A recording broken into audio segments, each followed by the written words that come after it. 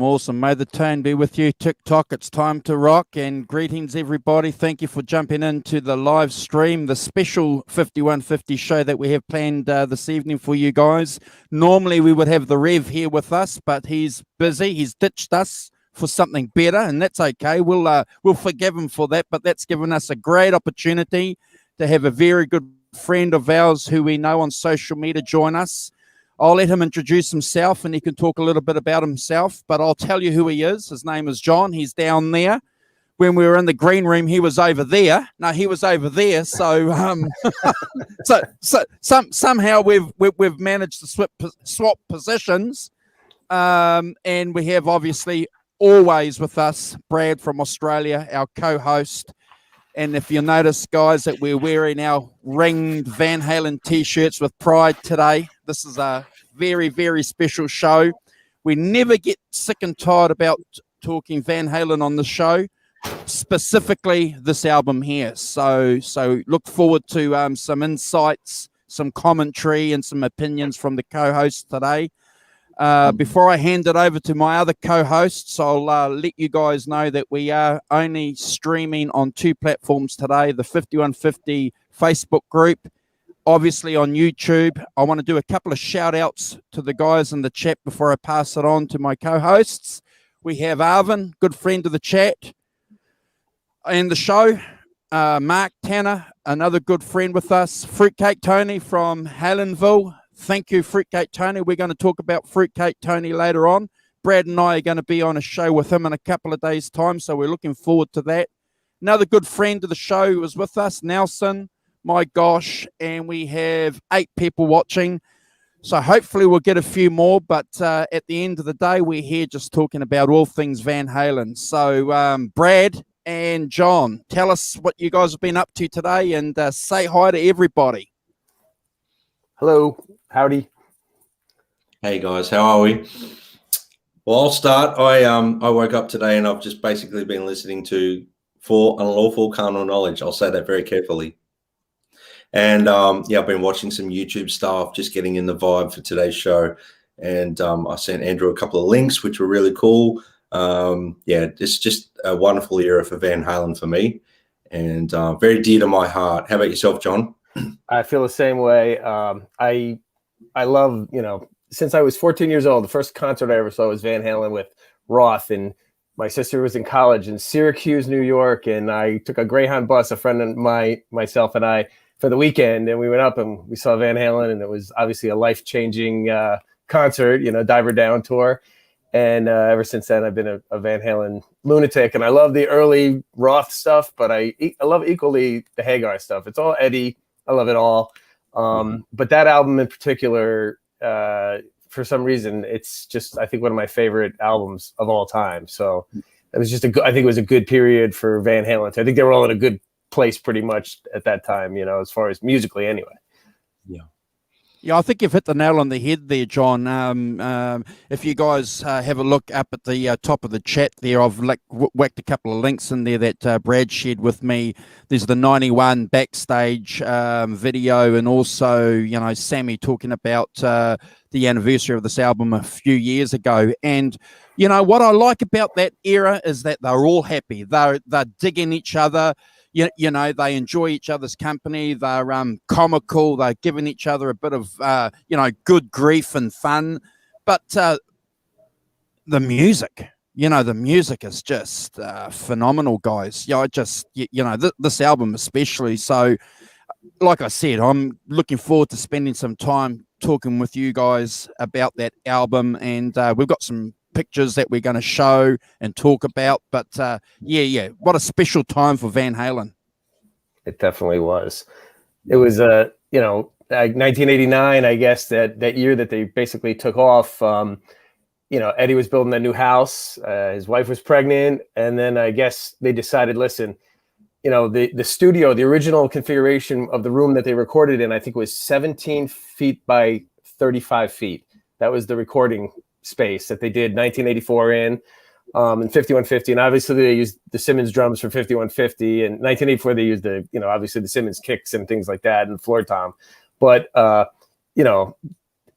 tiny little space that they had in there to get the sound, they tried with OU812 to get a great drum sound, but I don't think they succeeded that well. I don't think it was a great drum sound. So I think in 89, when they were doing the house, they said, let's just blow it out, add another huge high ceiling, wood walls everywhere.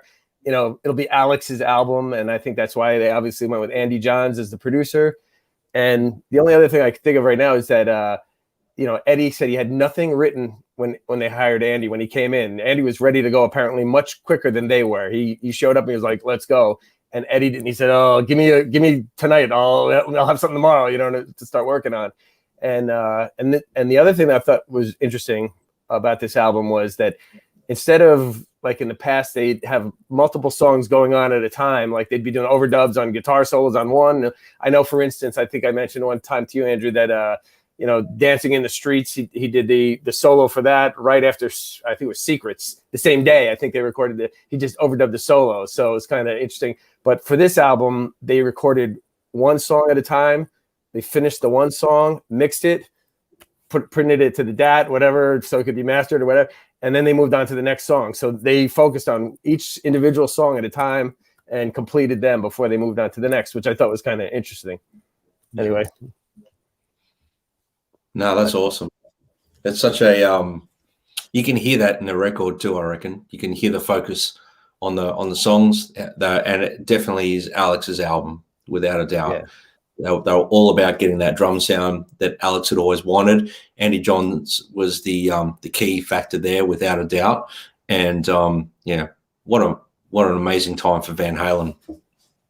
Yeah, it definitely. I think was. With Andy Johns, we've discussed him before, and everybody knows a little bit about Andy. But let's talk about it. His credentials. He worked with a lot of those British rock bands early on, and rock and roll is about having a good bass and good drums. You got to be able to have that, and if you're not capturing that, well, then you've just got just pop music basically. So Andy cut his teeth working with a lot of those guys, sharing information. Tom Dowd, all these guys, they were masters of engineering and recording, and I just look forward to getting more information about Andy Johns.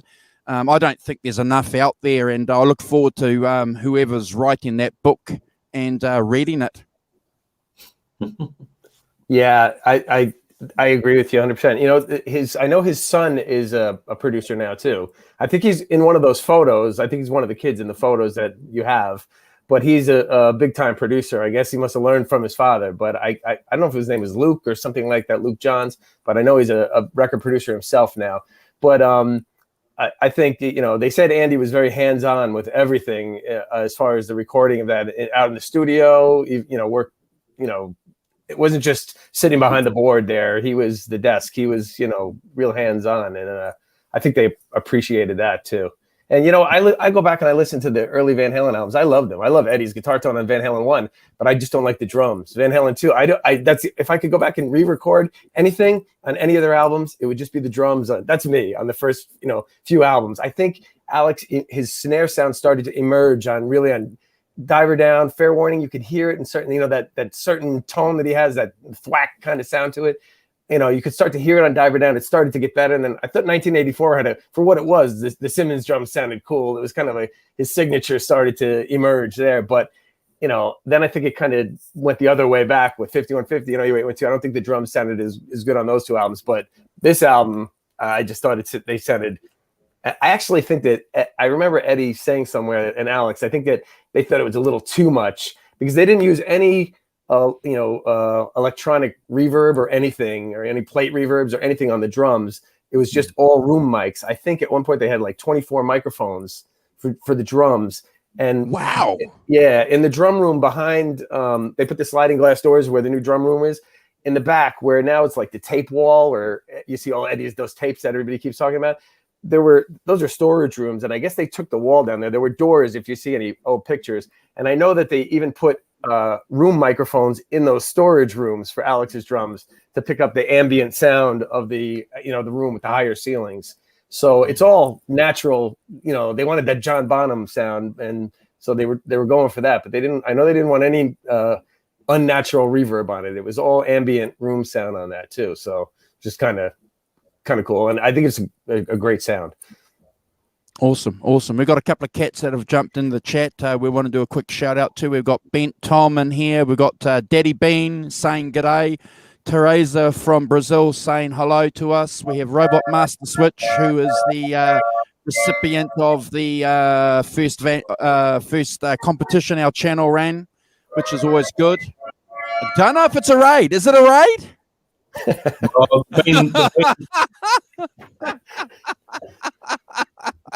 We might be raided, but no, always good to have people jump in and join us and tell us what you think about this album, Carnal Knowledge.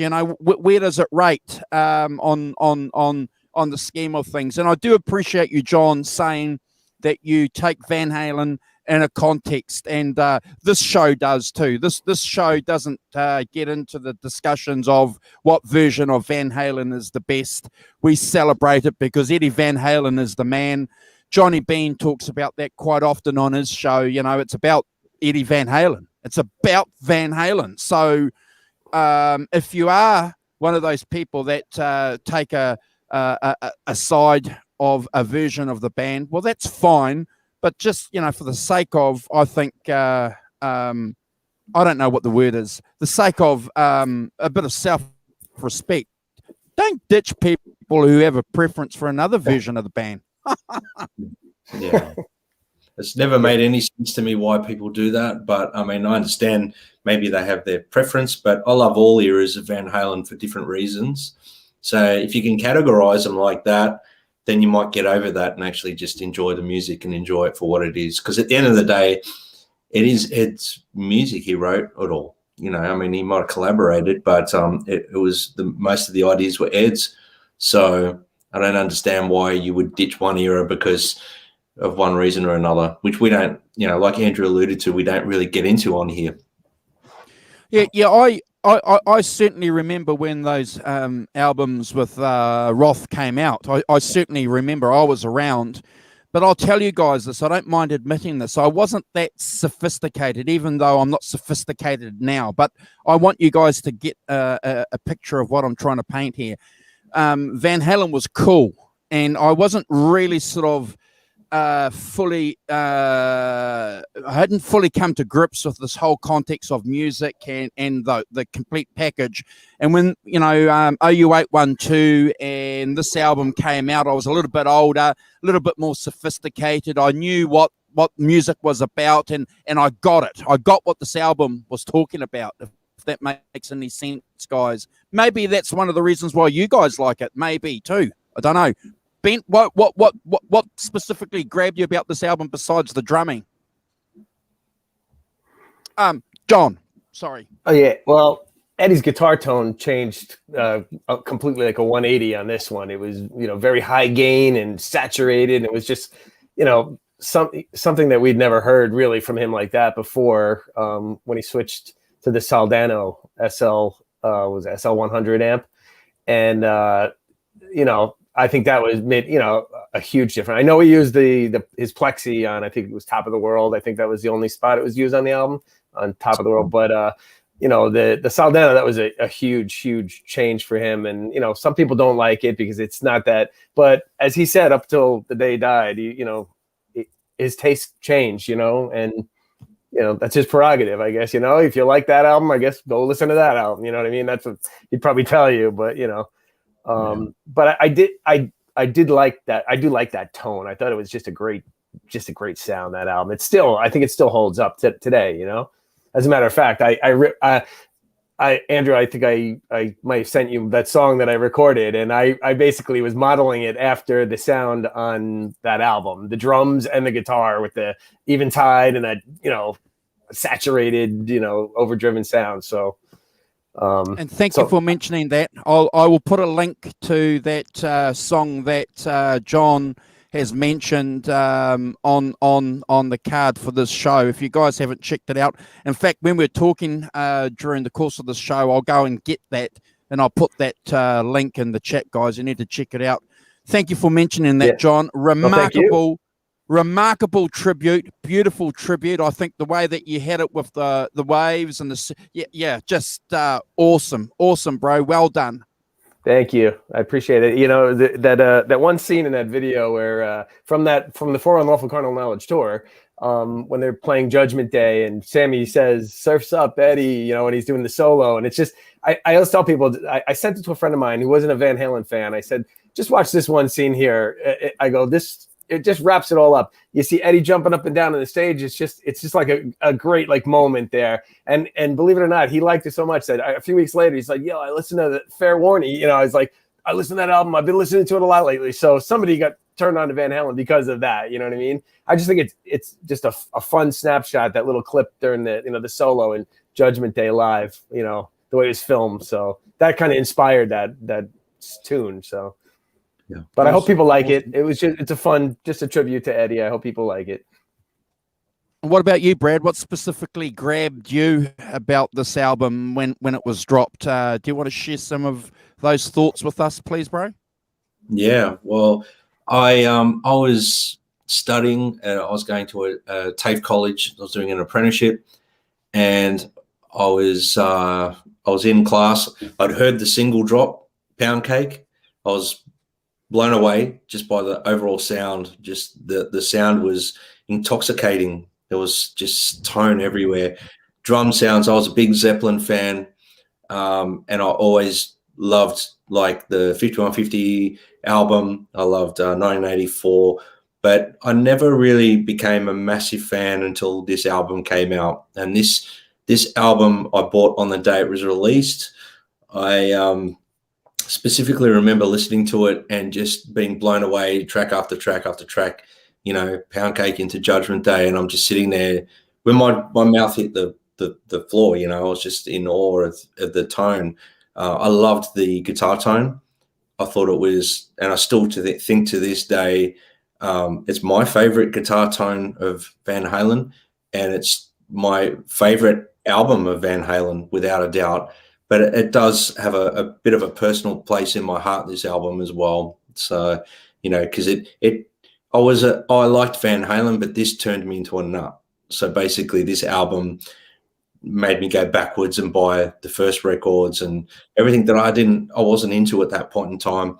And truthfully, it took me a while to get into, you know, the earlier records because of this record was so powerful. I found it hard to see, you know, I put it into categories and I went, okay, this is where they started, they progressed, and this is where they got to. But I still found the songs on this album in particular are really well-written songs as well, which is something that, you know, even now as a musician now, I'm all about songs more so than self-indulgence in a song. You know, one of my favorite bands, the Beatles, that's probably why, because the Beatles just wrote good songs. And I could hear a lot of great songwriting in the material, not just, you know, trying to show off chops or whatever. Like there was a lot of playing, and what astounded me was how well Ed played for the song and the bass tone. It's the first time I really heard Michael Anthony play properly. Like it was something that I don't know whether it was something that they did in whether it was engineers or whatever it was in the past, but I mean, the first two records, you can really hear Michael Anthony, and then after that, they're kind of a bit lost there.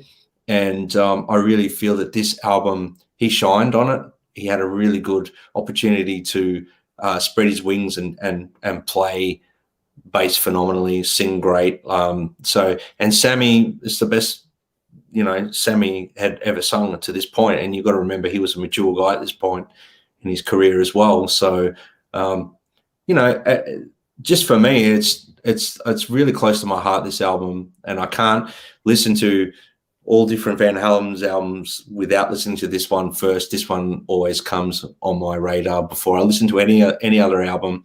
It's always this one, and I think it's one of my all-time favorite records, and it's right up there for me, a desert island record. Like if I was stuck to take like 5 records to a desert island with me, and that's all I could take, this would be one of them.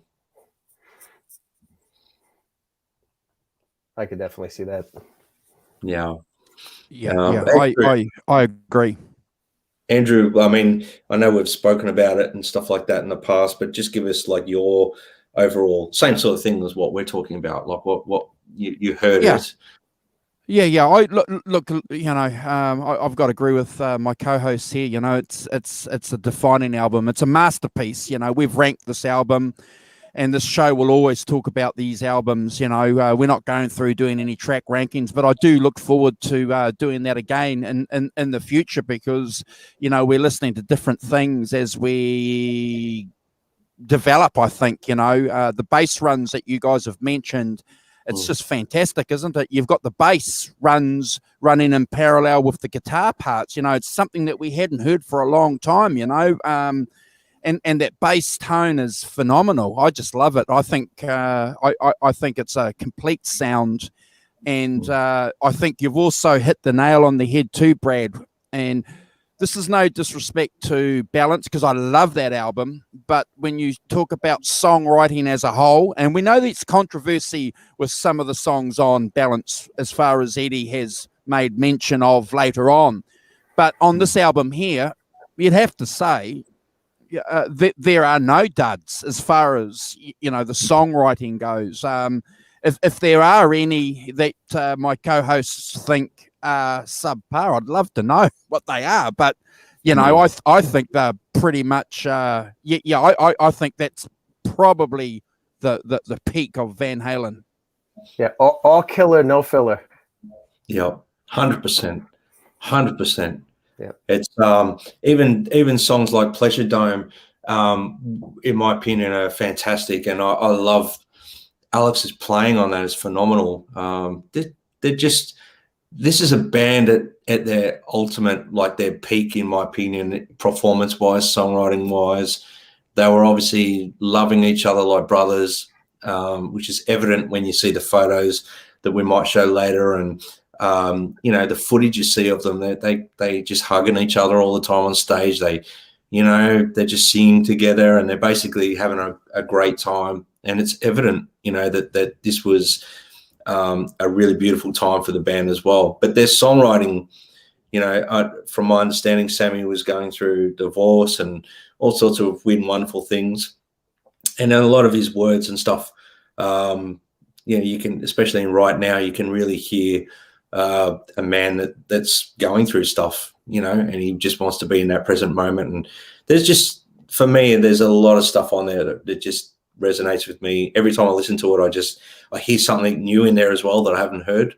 And that's astounding to think that this is, something that, like, if I was to look at how many times I've actually listened to this album in its entirety, and I'm still hearing fresh things, it's unbelievable, So, yeah. Yeah. I think it was a band effort, really, too. I think, when Ed built that studio, I think, he could go in anytime he wanted, and, he's writing a song. Him and Alex would play all day. Mike, probably lived like 45 minutes away. So I think Ed would overdub the bass, and we've, found out that a lot of songs Ed did play the bass on. Mike would just come and do the background vocals and things like that. But I think whenever Van Halen had a real producer, be it Bruce Fairbairn or Andy Johns, they were there, and it was like I think it was a little more, not as laid back. I know that Andy, Andy drank a lot and Ed drank a lot. So a lot of people say, you know what, that was Ed found a drinking buddy. And I know that there was one story about how when Andy left, he was pretty hammered and he hit Valerie's statue or something like that.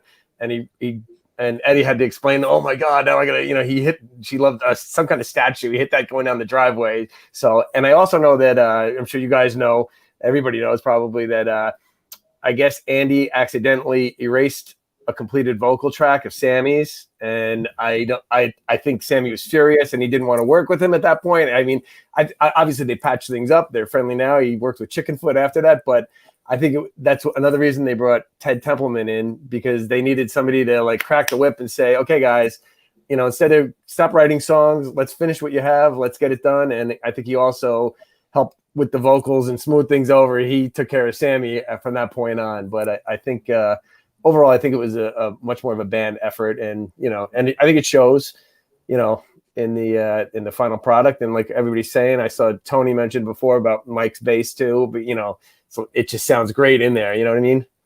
So yeah, I think I saw an interview with Michealanthony on Jeremy White's YouTube channel where he's talking about Andy Johns was a bass dude and loved the sound of the bass. So that was probably Michealanthony's favorite record at the time, was like doing that. He's like, finally someone wants to put the bass up there up front, so that's really good feedback coming from the guys as well. Yeah, I mean, after OU812, I think that was, it's, I don't know what it was about that year, 1988. I know Metallica had that album out, Injustice for All, and there was no bass on that album either. So I don't know if that was like a trend in 1988. There was just you can't even really hear it. It really needs to be remixed and remastered, all those Sammy albums. I don't think any of them have ever been remastered, but that one needs to be remixed and remastered with the bass up loud, OU812. But, it was just finally nice to hear some bass. Yeah, I agree with you. I think it's important that that we recognize that album needs to be remastered. So if anybody can make sure that information gets passed on behalf of the 5150 show, please do. Yeah, right. Definitely. I'd love to hear the Sammy years remastered. Yeah. That would be amazing. You get a little tease on like the best of album when they put a few of the songs on there. I was listening to like I think Runaround on the best of both worlds one with the striped cover, and that album was remastered. The songs on there, and Pound Cake is on there, and right now obviously in Top of the World. And it just they do sound great remastered. They're just much more punch to them. Yeah, there's so much more air in the drums. There's like this. You can feel the space between the notes. It's great. Yeah, much different. Awesome. We've got some guys joining us in the chat, guys. We've got Drops Family Garden joining us. Thank you. Metal Mike is in the chat. Johnny Heartbreaker, another regular to the show. Thank you guys for joining us. If you haven't hit that subscribe button, please do. Share our channel with your friends. We'd appreciate that. We'd like to get our subscriptions up to 1,000 members. You guys can help us do that. That's great. And it's just a wonderful opportunity for us to sit back and talk about Van Halen. It's a band that means a lot to all of us. Eddie Van Halen is a huge influence on our musical journeys, and it's our tribute, I think, that we're just doing as fans to be part of it, and to sit down and have John on and Brad talk about Eddie and this album in particular. For myself, is it's quite humbling, and thank you guys. Thank you for your time for doing that, because it takes a bit of effort, so I appreciate that. Hey, John, so when this album came out, did you ever see this era of Van Halen live? I think I saw them eight times on that tour, believe it or not. Yeah, I just thought it was a phenomenal tour. So yeah, so I drove up up into New England to Rhode Island, and obviously I'm lucky enough to live in the New York metropolitan area. So, wherever they played, I saw every show at those, at the arenas, either, I forget now, if at the Garden or the Meadowlands or Nassau Coliseum, but I went to every show, I think, when they were here. So it was 8 times total on that tour. But it was one of my favorite tours too. I thought it was just, overall, everything about that era I loved. Oh, I'm speechless. 8 times. I know, right? Andrew and I are jealous. We're sitting here like really jealous because they never toured like New Zealand or Australia where we are on this record. It was, we got to see the Van Halen 3 tour both of us, and that was phenomenal. But obviously, this era of Van Halen, I would have loved to have seen.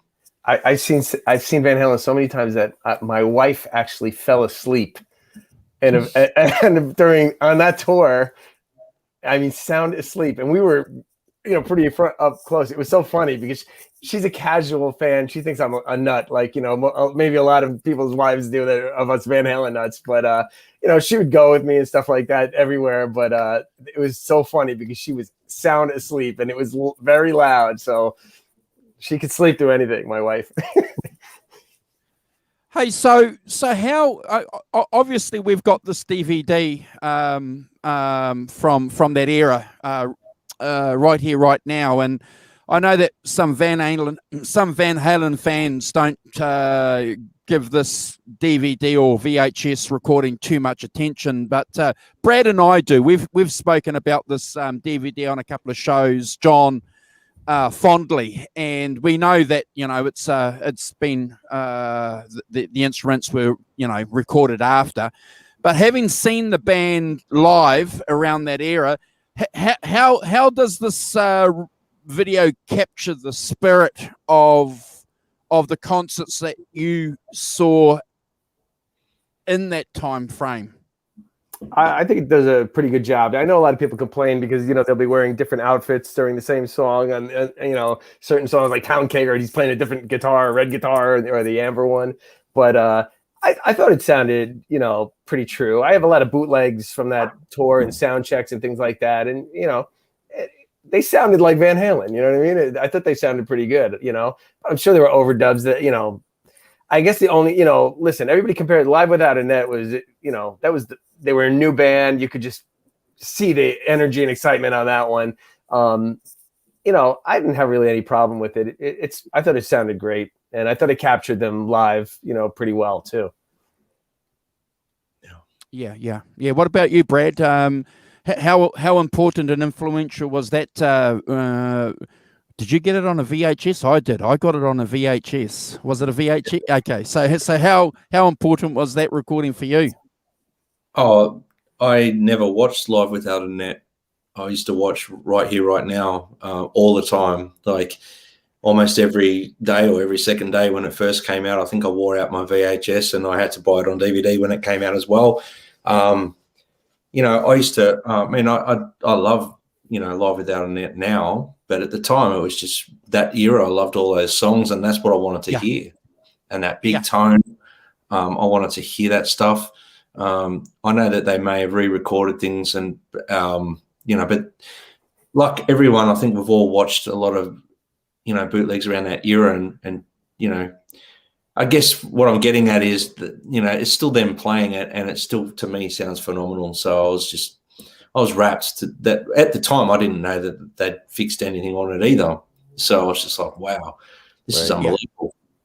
Yeah, nor did I. And I think what our North American friends have to understand too, for Brad and I, but certainly for me here in New Zealand, this is pre-internet days, and we never had anything on Van Halen. We had no footage. There was nothing. We didn't get the videos or anything. So can you just imagine a youngish cat running out, grabbing that VHS and watching it 3 times over, because we had right in front of us Eddie playing that Music Man guitar. It was just captivating, and we were starved of that, John.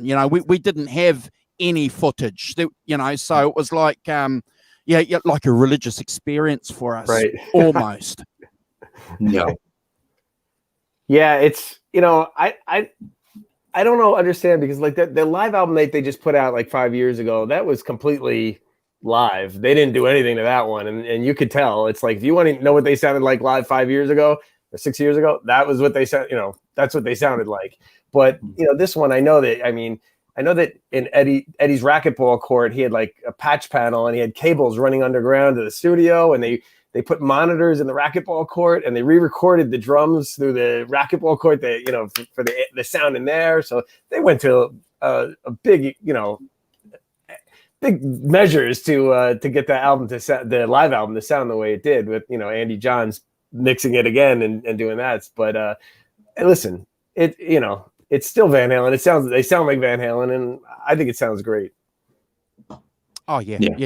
I think it's phenomenal. And there's a couple of guys in the chat saying, Johnny Heartbreaker, for instance, saying he'll take Right Here, Right Now over livewithoutanet anytime. And I've had conversations with people that do that, and I know some of the reasons why. But I'm with Brad.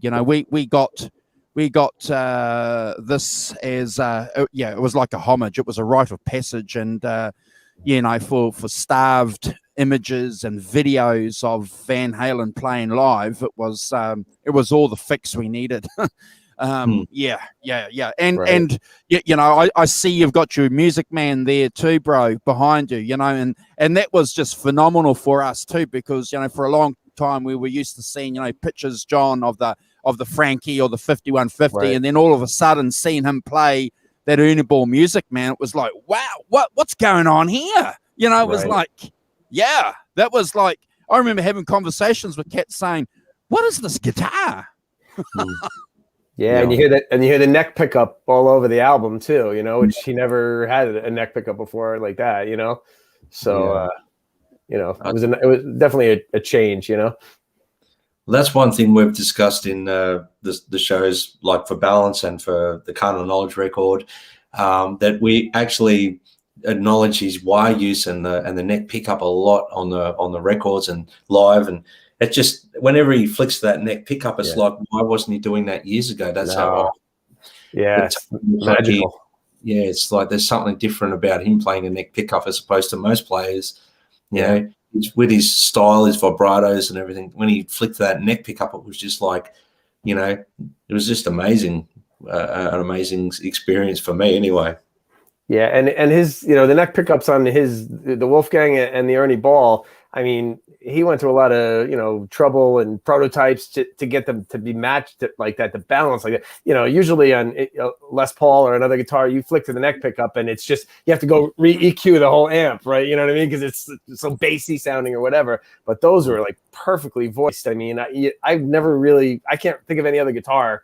I'm sure there are that are like that, where you can just flick the switch without having to adjust anything and it sounds so good, Yeah, right. I agree. I mean, look, that's the thing with, like, say you buy a Les Paul, you've got to work with it. You've got to adjust the pickup heights. You've got to, in some cases, you've got to change pickups out, to get them to balance and match out a little bit. Right.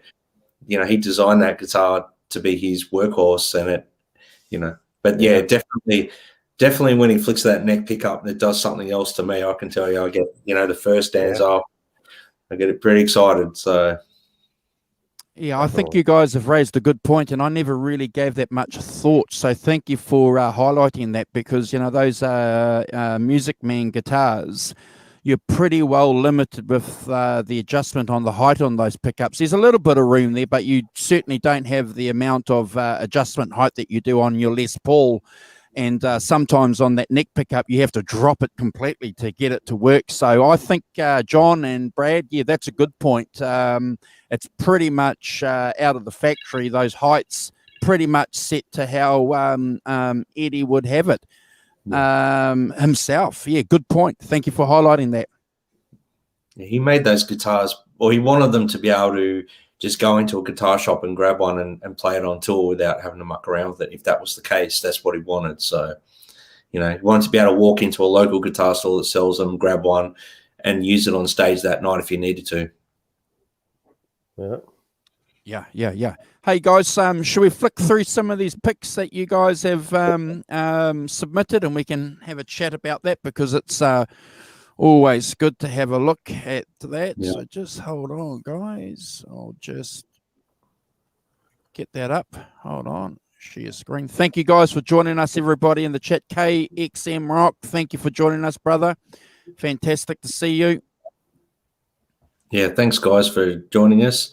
And if you haven't already, make sure you subscribe. Andrew has already said that, but I thought I'd just follow it up again. Okay, hold on. I'll just get rid of these comments as we go through. So we're going to go through some photos that John submitted, and he's going to talk about them, guys, and then we'll flick some photos that Brad has submitted. Okay, so when you're ready, John, so tell me, talk to us about these photos.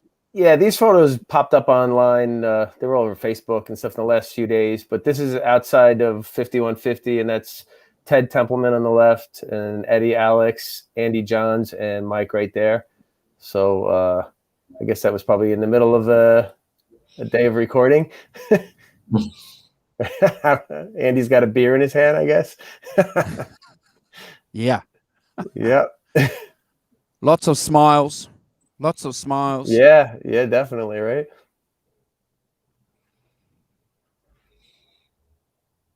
There's another one, right? Right outside. And there's Matt Bruck on the right. And that is most likely the guitar that he recorded 316 on there. I know he had a white one also. That's the Chet Atkins Gibson. And I know he had a white one, but I think that might be the one that he recorded 316 on, the black one. Andy Johns is a tall guy, isn't he? Or the other guy's just short? I think a little of both. He's a head taller than everybody. Yeah, he's a big boy. He was.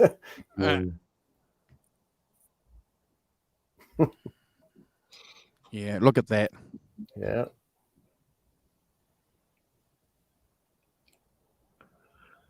I mean, to think of all the albums that guy worked on, between the Who and the Stones and Zeppelin, it's just like, yeah, unreal. Yeah, right. Yeah, that would have been like. Sorry, Brad. No, I was just going to say that would have been like an amazing experience for them to have someone like that in a studio with them. Oh yeah, right. Stories that he probably told them, right? Mm. He definitely knew how to get a drum sound. Without a doubt. I think one of those kids might be, or both of them might be Andy John's kids. And I know, like I said, one of them is a producer now. Okay, so I'm just trying to think. Just bear with me, guys, because there's one of the Johns. There's Andy Johns, and who's the other Johns? Glenn's. So Glenn Johns' son is a guitar player, and he plays in a Cream tribute band. And his guitar that he uses is a evhmusicman. Oh, no kidding, really? Yeah. Oh. Look, so what's that guitar he's playing there? So that's the Chet Atkins Gibson. It's like a semi-hollow. It's like a thin acoustic electric. And that would be the one that he played on 316. Either that or, like he said, he had a white one of that too. So one of those two. It's a nice guitar. Yeah. Evan Johns is Andy Johns' son. Evan Johns is a producer. Okay. Cool. I believe that's his name, Evan Johns. All right, and here we go.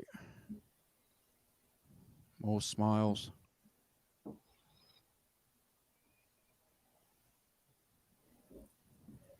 Just some family pics in the backyard or the driveway with Eddie Van Halen.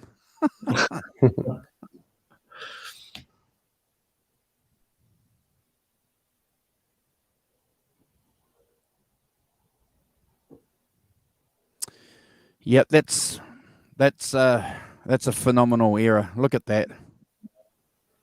That's such a beautiful guitar. Yeah.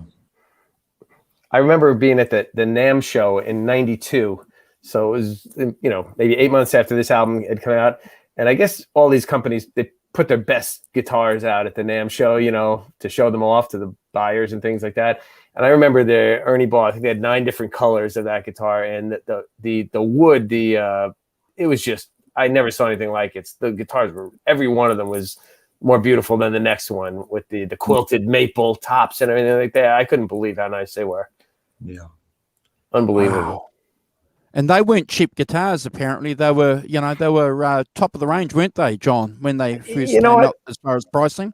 I had got one the first year, I think October of like 91 or something like that, maybe. And it was $1,800 US at the time. I remember I got mine at the Guitar Center in Los Angeles, and I think it was about $1,800, which is, it's not US. It's not really that bad, Okay. Maybe back then it was a little bit, but it was 30 years ago. But if we were here, you had to have one, so it's just like didn't matter, Have you got one there to show us? You know what?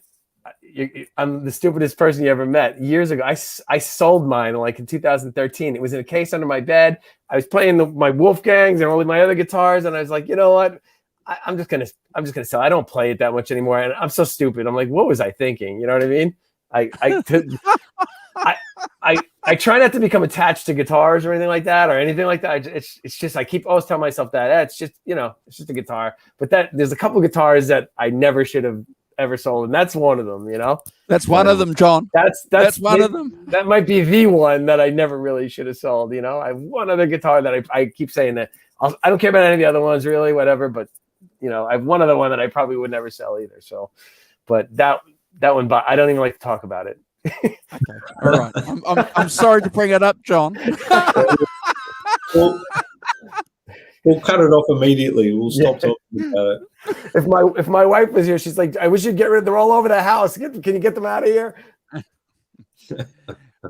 Brad, can you believe that John sold an early ball evhmusicman? Can you believe it? Kills me. I don't know what I was thinking. I think it was either 2010, maybe it was around then.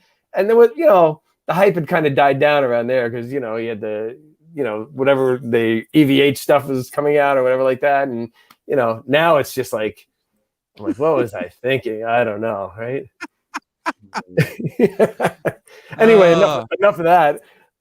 But if you guys in the chat want to berate John for selling his music, man, please do. Join in. Yeah, exactly. Yeah.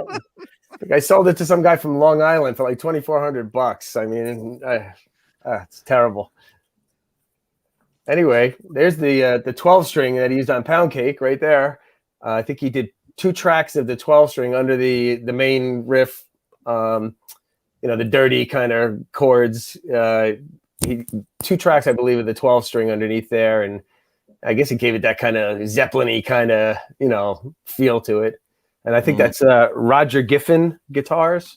I think Roger Giffen was like I think he was the head luthier or custom shop guy at Gibson for a while, and then he made his own guitars for a while, his own company. It's a nice looking guitar. Yeah, that's the one. I think that exact one is the one from Pound Cake. Wow. And he used Eddie ever play that live? Do you know? No, he only used the Ernie Ball, which was the dirtier sounding one. I'm assuming it's the amber one that he used on that. At that point when they were recording the album, I think he had that by then. But that was one underneath it. I think they said he did 2 tracks underneath it with the 12 string, 2 individual tracks to make it sound huge. And apparently that made the difference too, because as soon as he did that, that was when it kind of said, whoa, everybody went, whoa, listen to that sound. So here's a shot that a friend of mine and I took above Eddie's house on a private road that we snuck down, and we took a shot of this. This is in January of '92, probably about 8 months after that album came out, and you can see 5150 over there on the left in the house. This is above, off of Mulholland Drive. It's a little, I can't remember the name of the street, but it's a little dead end street. And we did get thrown off the street too after a little while. We got some pictures though.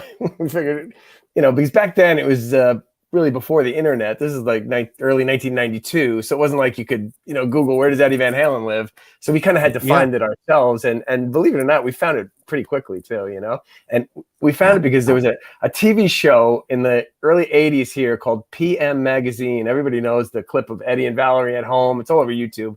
And at one point, Valerie's driving like a a Lamborghini or a Ferrari down the driveway and out. And believe it or not, we were driving up the road there, and I was like, I think that's it. I think that's the one from that, TV show. And sure enough, it was. You could tell how nuts we were when we were in our early 20s. My friend and I, we were like completely lunatics about this stuff. So wow. And ironically, how long did sorry, John. How long did Eddie live? When did he move into that house? Can you remember? Yeah, in 1989, I believe that the same year they renovated the studio. And his other house was right in the property there too. The old house there. Yep. Yeah, so it's a busy road over there. I don't know if I'd want to live on it. Maybe I would, but it's dangerous curvy road. Wow. Up in the hills there. But and it's funny, the story was that there used to be a TV show called the Bionic Woman. I don't know if you remember that when you were a kid, like $6 million man. And she lived apparently above in the house right above, the studio. The woman who played Lindsay Wagner, and I know she would complain if they'd leave the door open to the studio. And I think she complained to Valerie Bertinelli, the story goes, that they need to shut the door or something like that. So I think I also read somewhere, that Eddie wound up buying her house or something like that because, so you didn't have to worry about it anymore. Yeah, apparently not, right?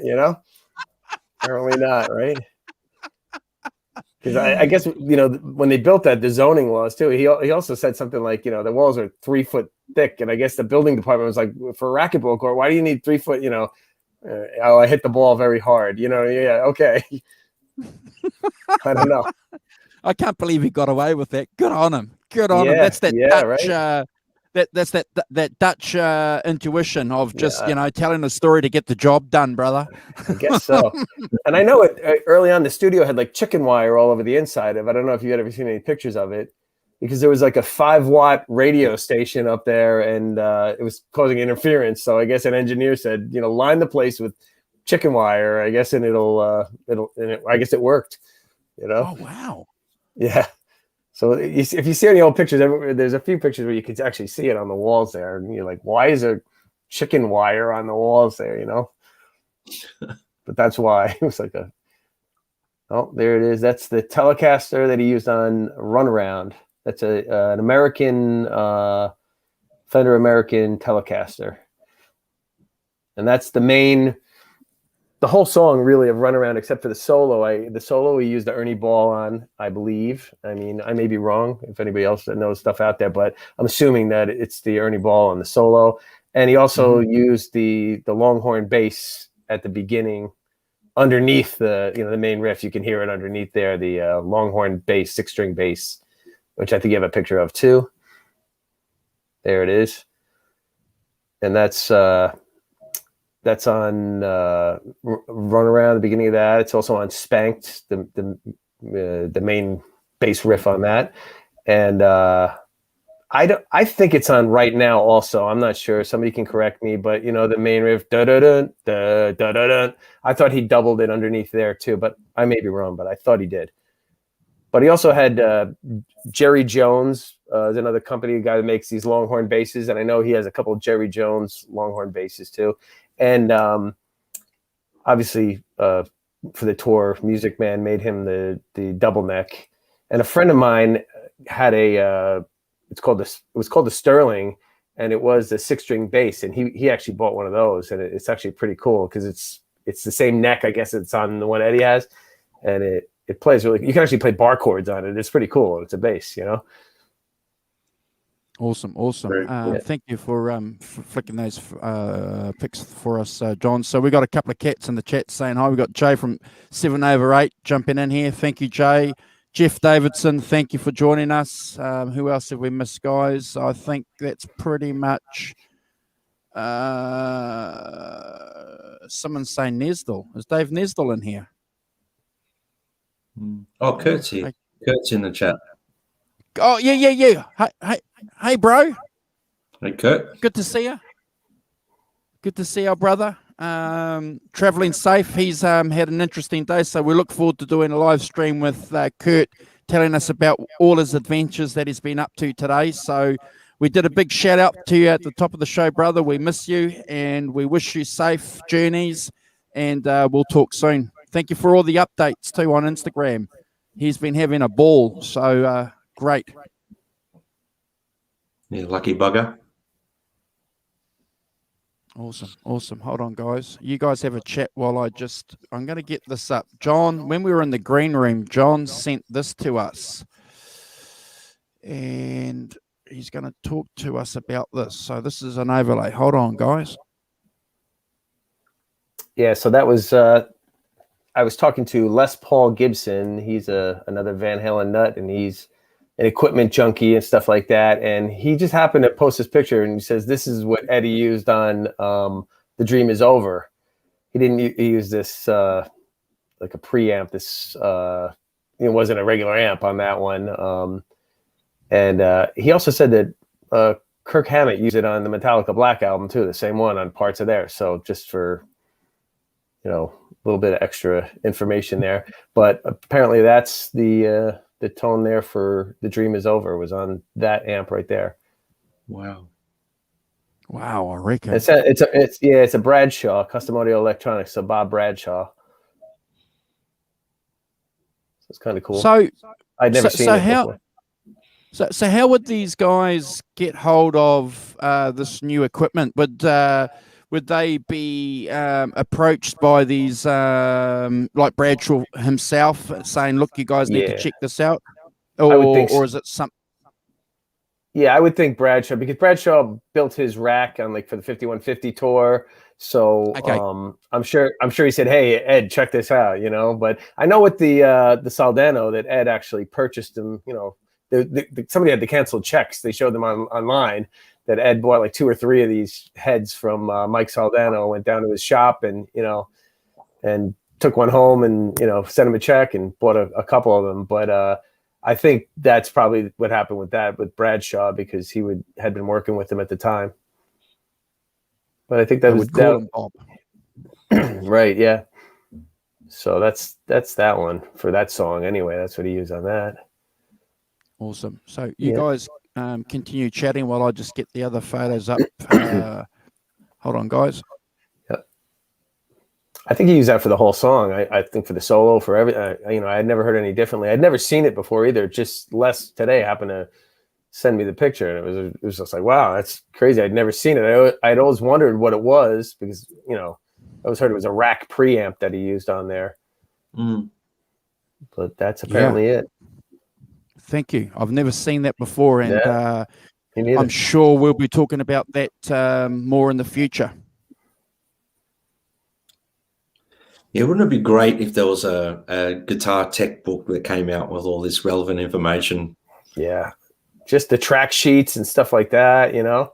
Because we always talk, you know, Alan Garber, it's like, you know, Eddie, he changed his story every once in a while, but, you know, for like 1984, he said he had retired the Frankenstein at that point, and he was already using the 5150, so which would have meant that on Panama, it was actually the Kramer 5150, but it's just like, that's what he says. But, you know, I was talking to Alan about it. Alan says, no, it had to be the Frankenstein, because if you see any pictures around the studio, the 5150 is nowhere to be seen. It's always the Frankenstein that's around there. So, but yeah, I'm sure somewhere there's a track sheet that maybe has that, or somebody must know, you know, either the guitar tech or whoever was, you know, around the studio would know, you'd think. Yeah. So this is the album cover. I've always loved this album cover. I love the rings, the logo. You know, I remember this, you know, I remember looking at this and just staring at that cover over and over and over. Just a phenomenal moment in Van Halen history. Do you remember when the album came out and the photos on the inside, and it had a chalkboard with the phone number on it of somebody like it was a bed and breakfast in Pennsylvania? And apparently, I don't know if they had to change their number, because I guess thousands of people were calling, thinking they were calling Van Halen or Eddie or somebody. Yeah, we discussed that on another show. But it was national news here. I remember reading it. It was in the papers here. You know. Yeah, that's so good.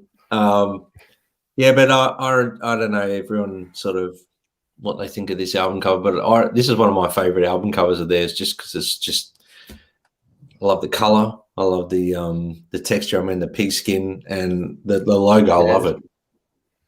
It's great. Yeah, it does look pretty cool. Too. Me too, Yeah. bro. I love it as well. I think it's phenomenal.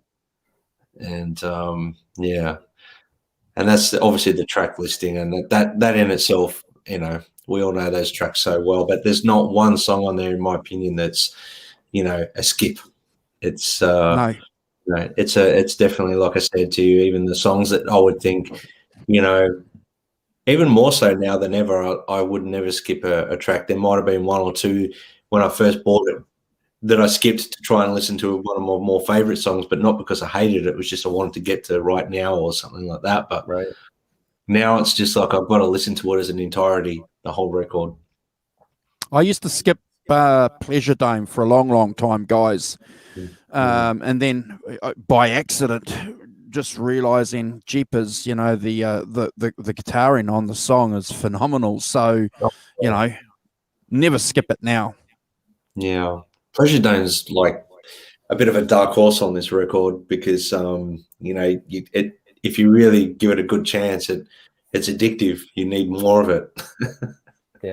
Yeah. But so that's like the most amazing photo that I used to just look at this photo the whole, like every time I'd open the album cover, I'd just look at it just over and over and over again, just looking at how, you know, it's a band effort. That's just how I envisioned them. Obviously, they might have staged this, but it's how I envisioned that they would have been the whole time in the studio, just having fun, just laying down some cool stuff. And obviously that's, you know, they might have been singing, they might have staged this photo possibly, but in my head, I used to like listen to the songs and go, they're singing Run Around. That's what I used to think together. Yeah, I think they were getting along real well at that time too. You know, it was still fairly new things, and I just think, you know, things were going well in their lives. Well, other than I guess Sammy at that point, really his marriage, I guess, is breaking up. But you know, I think overall, I think it was a good time for them as a band. Yeah, you know, it's funny. Yeah, sorry. It's funny because I was, you know, you think about it. Right now, on Top of the World, they're still played in like every sports arena. You know, after the Super Bowl, the winner, you'll hear it playing over the PA in the stadium. It's like those are two great like arena sports rock songs. You know, you always hear Right Now or Top of the World too. Yep. Yeah. And there's two of his Saldano heads that he used on the album over there. Yeah. So yeah, there's a story behind the color of the, was it the ostrich skin or whatever that? Yeah, right. They ordered the most unpopular one, that head, which is very Ed. But that's a great photo. I mean, obviously he's showing off his music man, but they're the two amps that were predominantly, and we know he used other things as well, but they were his staple for this record. Yeah, I guess that's in the control room. So they after OU812 was recorded, I know when they were redoing the studio, he had a whole new console desk put in, like I think it was a 36 channel API board. So it was a big boy. Yeah, he had that put in there, and I guess he always recorded his guitars in the control room, and I guess he just listened through the monitors. And I guess he had that. I've seen it before. All the heads, he always keeps them in the control room, and I guess they just cranked the monitors up, and you know, Alex played in the drum room in there, and you know, so I guess he had his cabinets in the main room out, you know, beyond the glass. Yeah.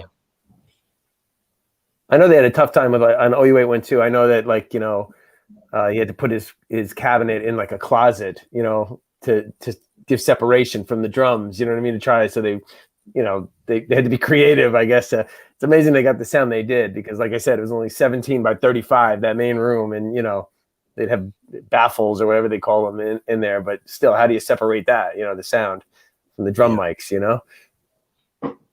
Yeah. I love this photo. That's around the same time, obviously.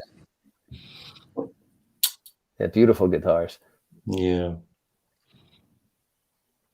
Yeah, we gotta love the Music Mans. Yeah, you're killing me. I'm sorry. No, just kidding. Yeah, we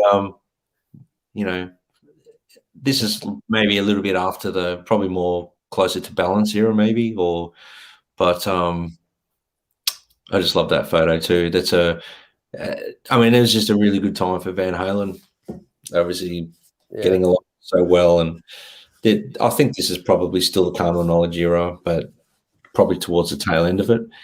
I'm not 100% sure, but it's just amazing because it's hard to believe it's like 30 years. The other day, I think June 1st was 30 years. The Pound Cake was released, a single, and I guess in a couple of weeks the album will be 30 years old. It's like, where did it? You just look at Eddie's life. It's just like, we watched it before our eyes. You know what I mean? From he was basically a kid in his 20s, and now it's just like he's gone. It's just crazy when you think about it. It just really flew by. And I always love this photo because it's just probably shows the guys how they felt about each other all the time. They spent more time together than probably they did with their families at this point in time. Yeah, right. So they were brothers. Great photo. Sammy's got his Vans on. Yep. Yep. Yeah, it was a good era, and this is at a NAMM show. So obviously he had his. I'm not sure what that PV is underneath, whether that's a prototype or. I believe there was like a VTM series that he was modeling. I think I saw something with James Brown talking about that, but obviously that's the Soldano that he ripped it off and became soda. Yeah. So that's at a NAMM show so that was probably his rig there, but that was the amp that was predominantly on the Carnal Knowledge record. Yeah, I think that he did have the PV. I thought it was on one or two songs on there. Like I thought In and Out it might have been on or something like that, and another song. Yeah, he definitely had a prototype, I think, and he used it on a couple of tracks. I still, for the most part, I think it was the Soldano. Yeah, that's a cool photo. Yeah, definitely. You can see his gear under there, his outboard gear sort of thing. And I always love this picture. This is around that era. Yeah. Right. Obviously in his studio there. Wonderful guitars. But obviously that was, you mentioned something about in the right here, right now video when they're playing Pound Cake. I think that guitar is in it for a split second here and there in that video. Right. It appears here and there as well. I loved that color as well. That was beautiful. Yeah, it really was. Beautiful guitar. But that's a really good era for Eddie. I think he was, on top of the world basically. I mean, that's funny. No pun intended, right? No pun intended. So this was his obviously his rig to the Carnal Knowledge era. So obviously he's got them numbered 1, 2, 3, and 4. I think one particular head was going to Alex. I think he had a spare, and I think he's just dry wet signal. So, but I'm not sure about that. I'm sure there's probably, Kurt might even be able to give us a heads up about this or whatever if he's in the chat.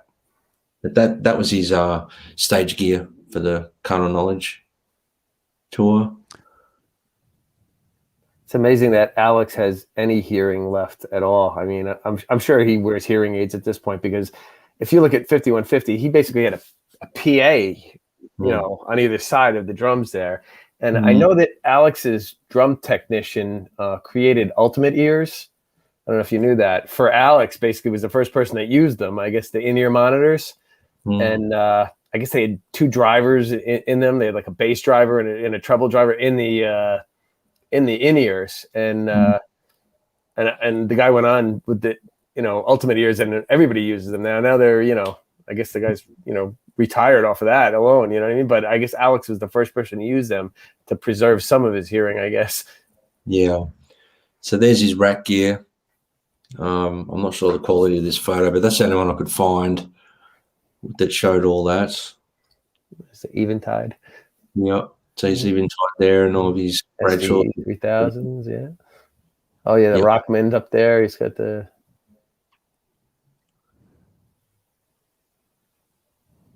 Wow. Yeah. So it's a pretty good rig. Yeah.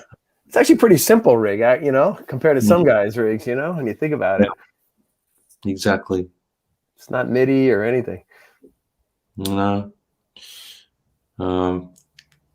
That's just a cool photo from that era. Yeah. That was the gold top one in that picture, wasn't it? The gold top. Yep. Yeah. That's a cool guitar. Yeah.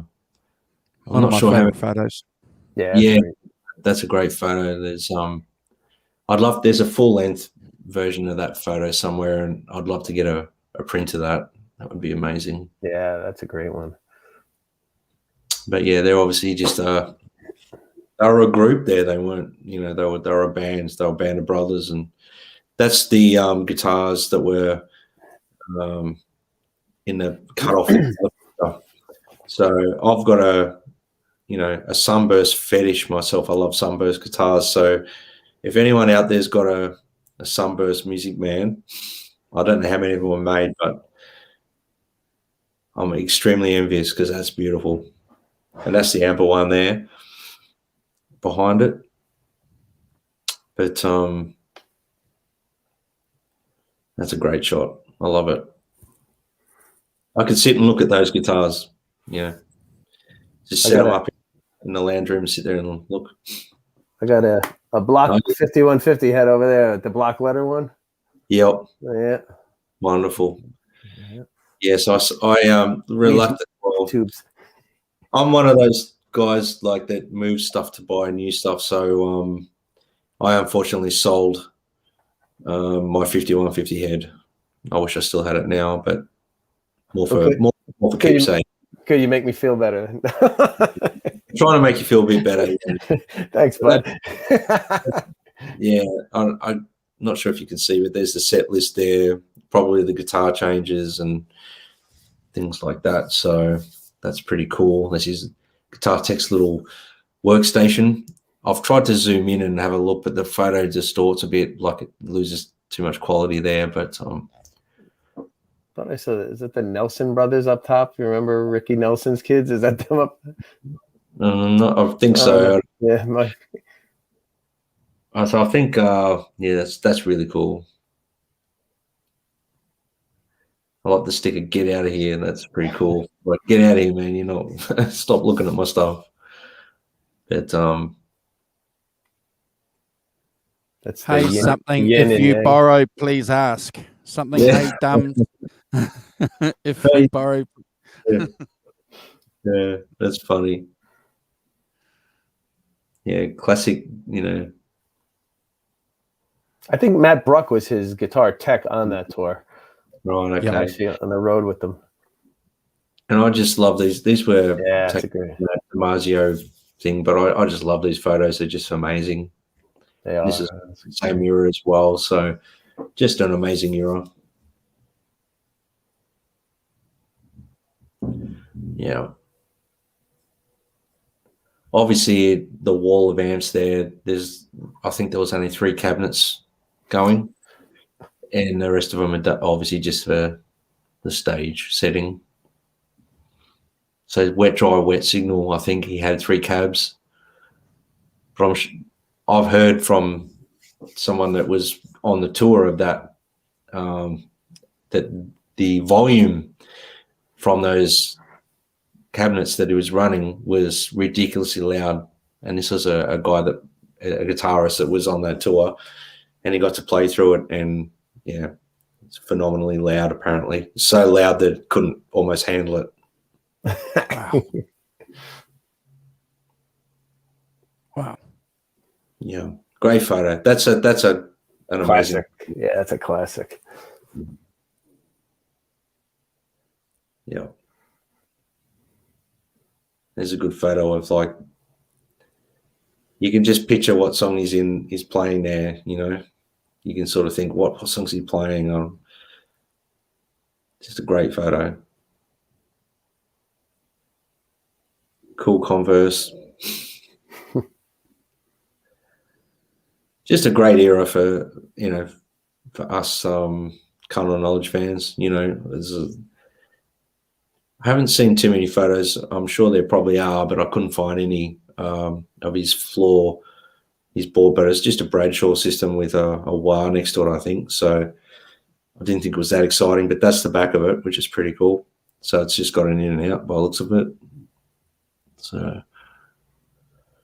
it's pretty cool that that's just on a nice little neat board, just thrown there, boom, done. Yeah. Send and return. And I think that's it looks like a Crybaby. Yeah, it looks like a Crybaby. Wow. So, but great photos. I mean, that Damasio article that we've touched on in the past, these pictures came from that. So if you haven't looked at that Damasio article, it's probably still up there on there. It's a PDF you can download, and it's wonderful. It's mandatory reading. Yep. These pictures are just phenomenal, though. Like, that's probably one of my favorite pictures of Ed, just on stage. It's beautiful. It's a deep photo. He's in the moment, whatever he's doing. Just a cool photo. And a really cool era. I mean, that's obviously Judgment Day.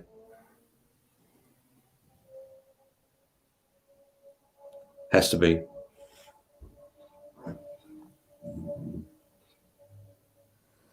Wow.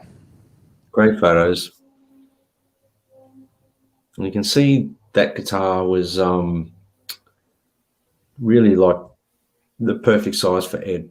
He wasn't a massive guy, and just the scale of it. Like, if you put the Music Man next to a Les Paul, it looks tiny. That's but obviously,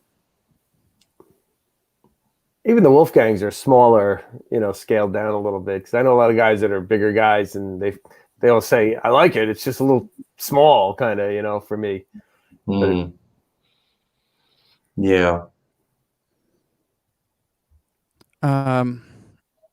Man, those photos are cool. Thank you for sharing us, for flicking those photos. John, you were when we were flicking those photos, you were showing something. You tilted your camera. You were showing us an amp or something. Yeah, the block leather 5150 head I have one over there. Hold on there, I'll present you. Yeah. So that you can be envious of that. Yeah, I a lot of people. I got a Vox little AC10 there too. A couple over there. I got a little 5150 also. Oh. But yeah, I got a little wet dry wet setup going here. I don't have it all hooked up right now. I just have I got a box of dog food there too. Cool.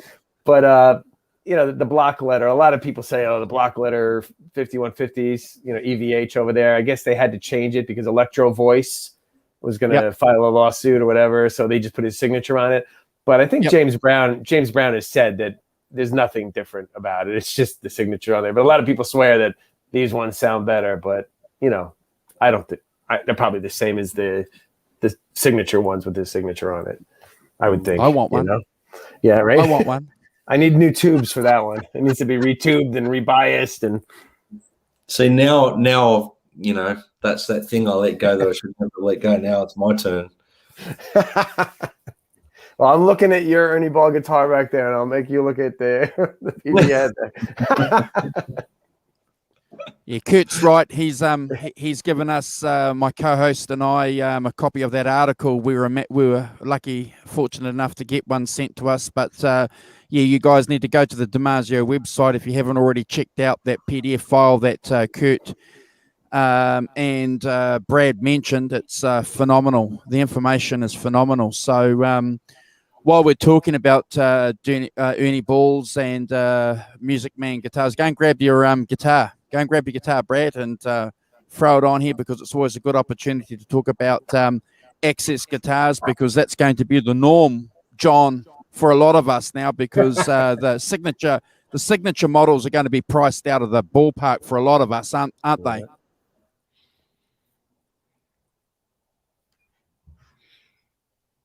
Yeah.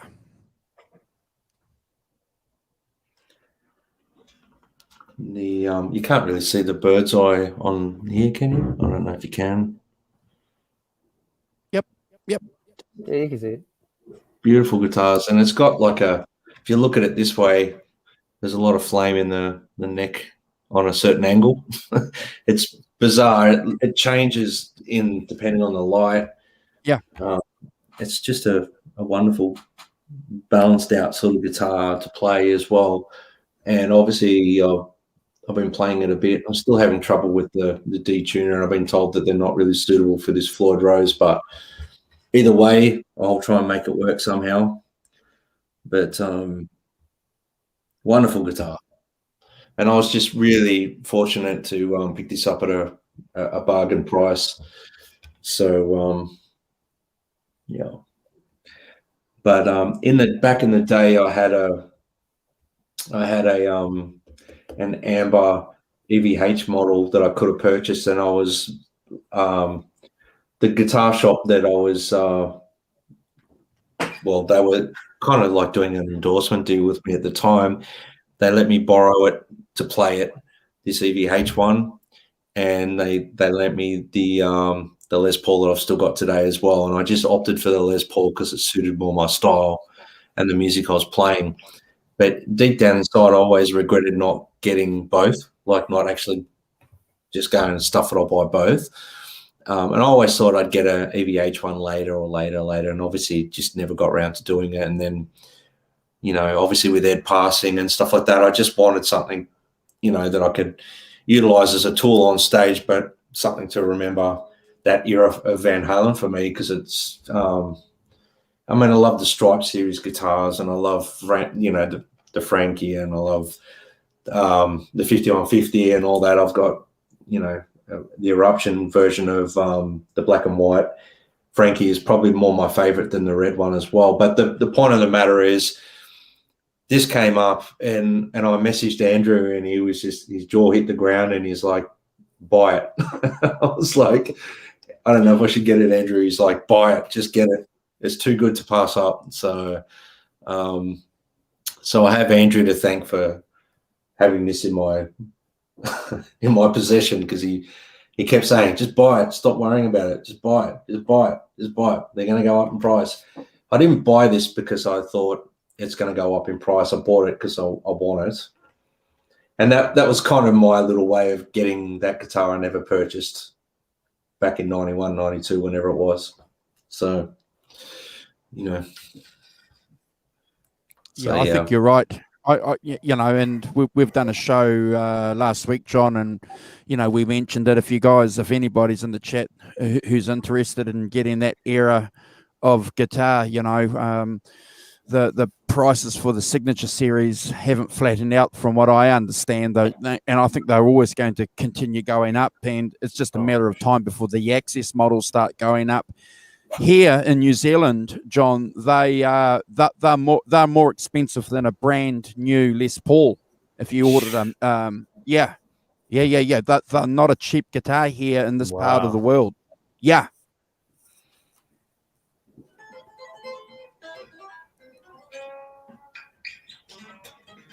So have you got some guitars there too, John, to show us? What have you got there?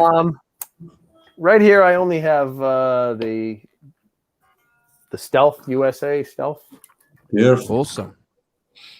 Oh, man, that's, yeah. I like that Stealth one. It's beautiful. Yeah, really. I like the ebony. You know, I never was a big fan of the ebony. I always liked the maple. You know, Eddie always had the maple boards. But I'll tell you what, you know, it's a really nice fingerboard on this. This is a really nice guitar, I have to say. Yeah. Yeah, that is beautiful. Yeah, I like the neck on it a lot too. You know, it's not too. I like a thinner neck. You know what I mean? And this one's not too thick.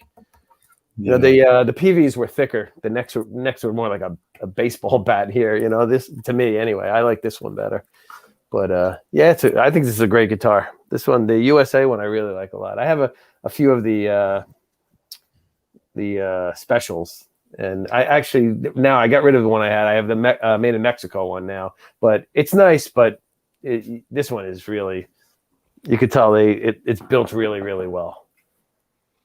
Yeah. It sounds great too. So yeah, I've heard some mixed things about the specials, but the USA ones I've heard nothing but great things about. Yeah. So, yeah, but I'm sure the specials are great too. You know.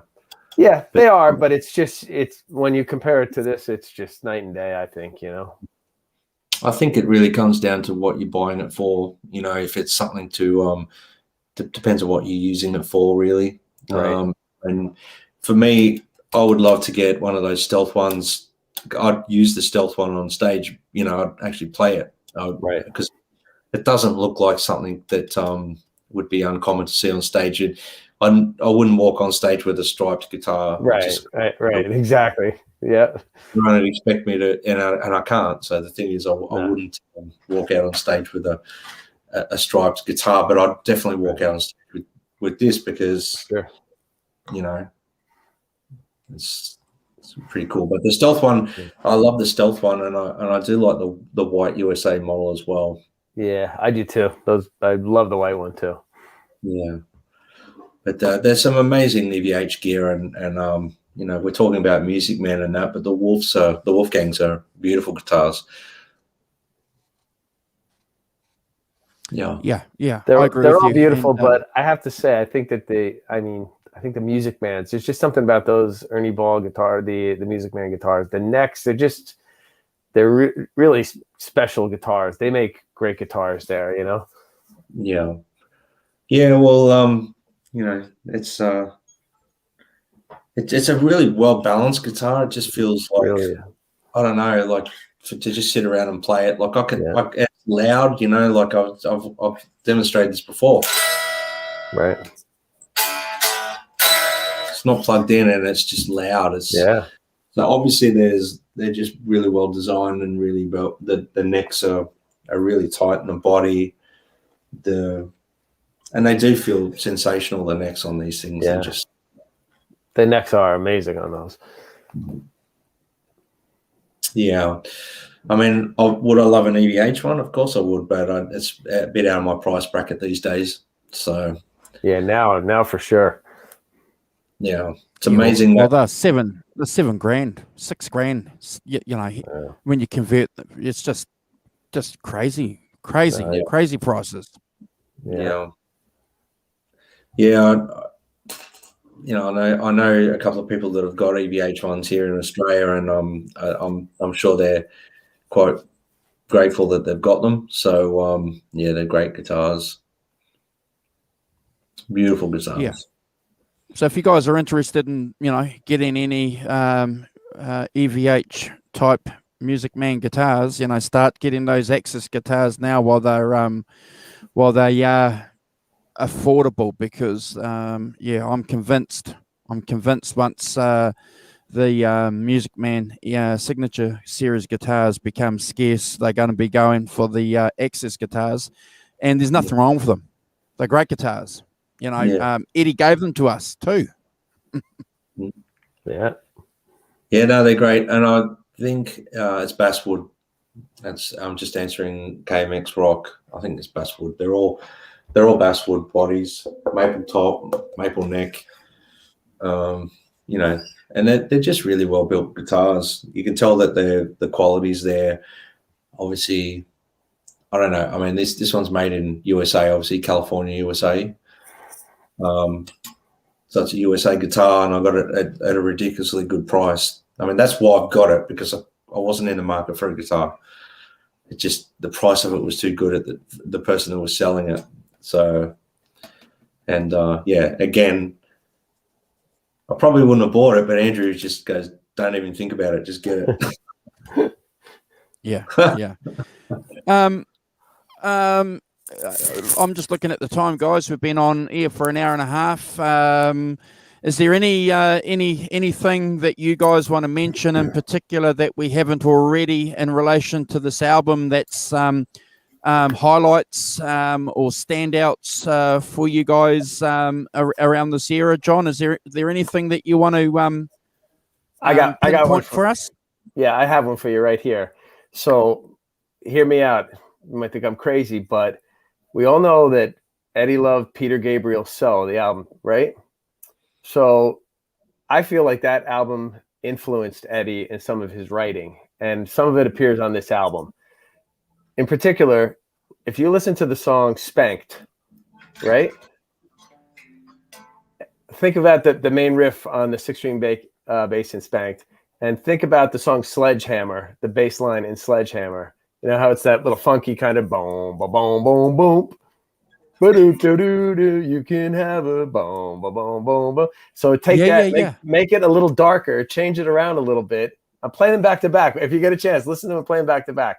I feel like Eddie was definitely influenced by Sledgehammer on Spanked. Just that kind of that bass line, that walking up. I know he's a fan of Tony Levin, the bass player who played on that too. But I'm telling you, play them back to back. Little things I pick out too. It's just like in Right Now, when Alex, I don't know if he's doing it on the hi-hat, he's going, it's like In Your Eyes. If you listen to the hi-hat in Your Eyes on So, and he does it and Feels So Good, and he does it in Right Now. I think it's a hi-hat. I think he's doing it on a hi-hat, but it's the same kind of pattern. And I just feel like, you know, like all of us, when we listen to something, you know, it kind of filters through you.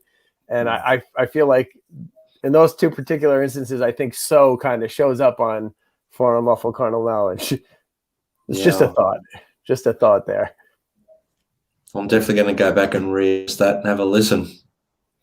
Yeah, listen to them back to back, because they're I really believe that. I believe that definitely influenced them. Like KXM Rock saying the same thing here. You don't even know it, right? You know, sometimes it just influences you. But I always thought that. I remember hearing it, and I was like, yeah, I knew he loved that album. And I used to work in a record store, and that album was in like high rotation. We used to play that over and over all day. Peter Gabriel So and 5150, the 1986 year. And so I know that album very well. So, and I remember hearing Spanked, and I was like, it's a little bit that kind of, you know, little funky kind of bass kind of lick on there. It reminded me a little bit of that. So anyway, that's my thought on that one. And then, and then I guess on Judgment Day was really the last time he used the Kramer 5150 for quite a while. I think he used it on Up for Breakfast on the Greatest Hits, maybe on that one too. But I think that was that. And we already talked about Run Around. And I guess it was the Steinberger on Pleasure Dome. I believe Steinberger was there. And let's see what else. Top of the World was the Flying V and the Marshall, I believe, on Top of the World, except for the solo. I think he used the Music Man for that. And trying to think of any other guitars or any amps or anything that he may have used. I think everything else is pretty much the Soldano and the Music Man. Obviously, 316 was the Chet Atkins Gibson, and I think that's pretty much it for the guitars that he used on the album. Yeah, but and the amps, you know. But isn't it interesting how we had a selection of guitars? You know, we had the Rev go through, you know, some of the guitars, John on previous albums, and you know, we had Alan Garber talk to us about how he used a Flying V, you know, and an Explorer, you know, and a lot of people would assume that he was using his Frankie, you know, but, you know, he's using, you know, the Frankie for the solo, and it's like, oh, wow, you know, but then he jumps on stage and he's just using the one guitar. Right, yeah. You know, it's like, wow. Yeah, I remember the first time I heard that, like for 1984, it was the Flying V. That whole album is, you know, a good percentage of it is the Flying V, that 58V. And it's just like, you never would picture that. You know, you always think it's going to be the Frankenstein on that album. You know what I mean? Obviously, you overdubbed the solos and things like that, like you said. But even Drop Dead Legs, that riff that everybody for years, we always thought he was using the bar for the main riff of the song. But he just came up with that crazy lick there, you know, for the main riff. And it's on the Flying V. It's like, you know, it's crazy, right? But it's pretty wild. But yes, but I mean, he kind of mixed it up on this album, you know, with the Telecaster on Run Around and stuff like that. You can really hear it on there, that twangy kind of sound on that song.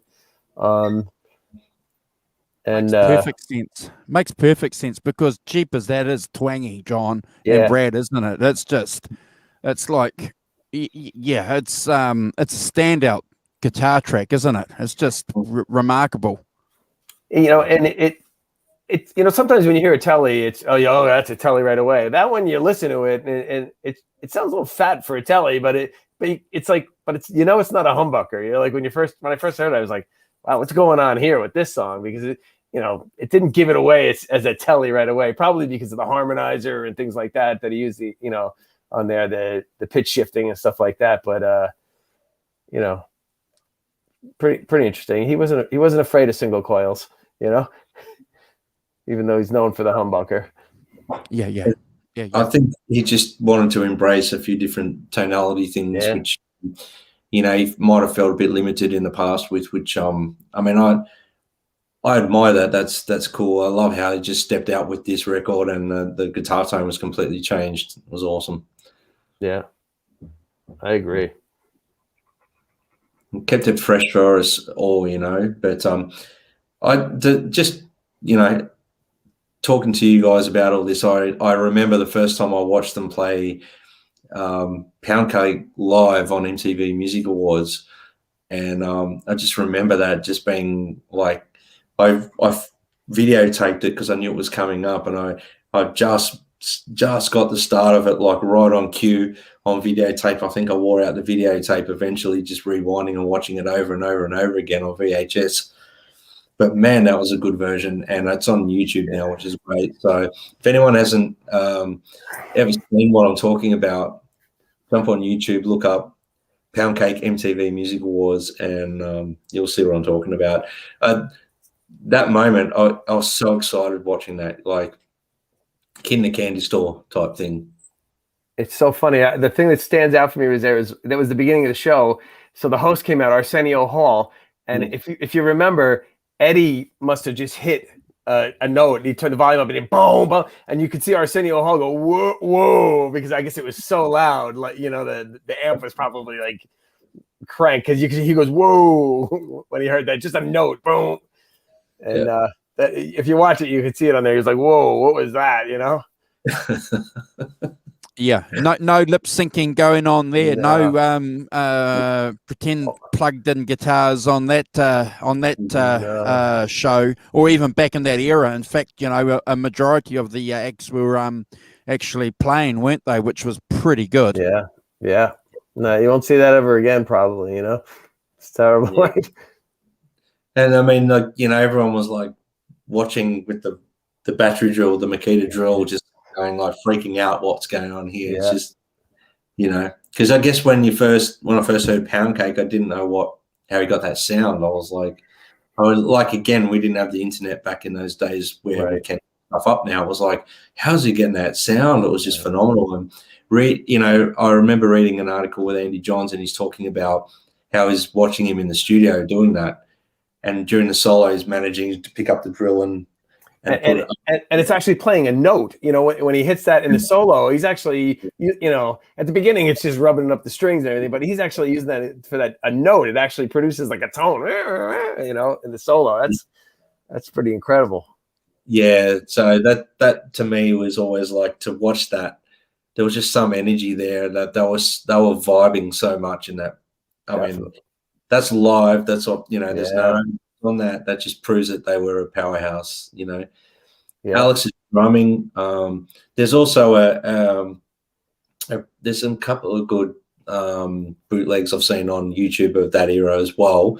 But the one I really enjoy watching is the free show they did in Texas. Oh yeah.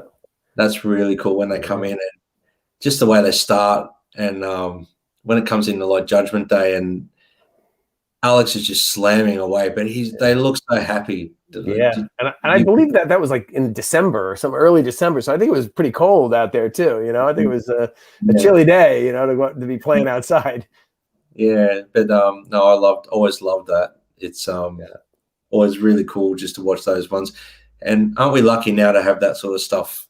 You know, back when this album came out, you couldn't watch that sort of stuff. Like someone might have had it on their video cassette and saved it for however many years, and I never saw a lot of footage from that era other than what was officially released. So to actually see all that stuff now, it kind of takes me back to that era as well. Yeah, exactly, right.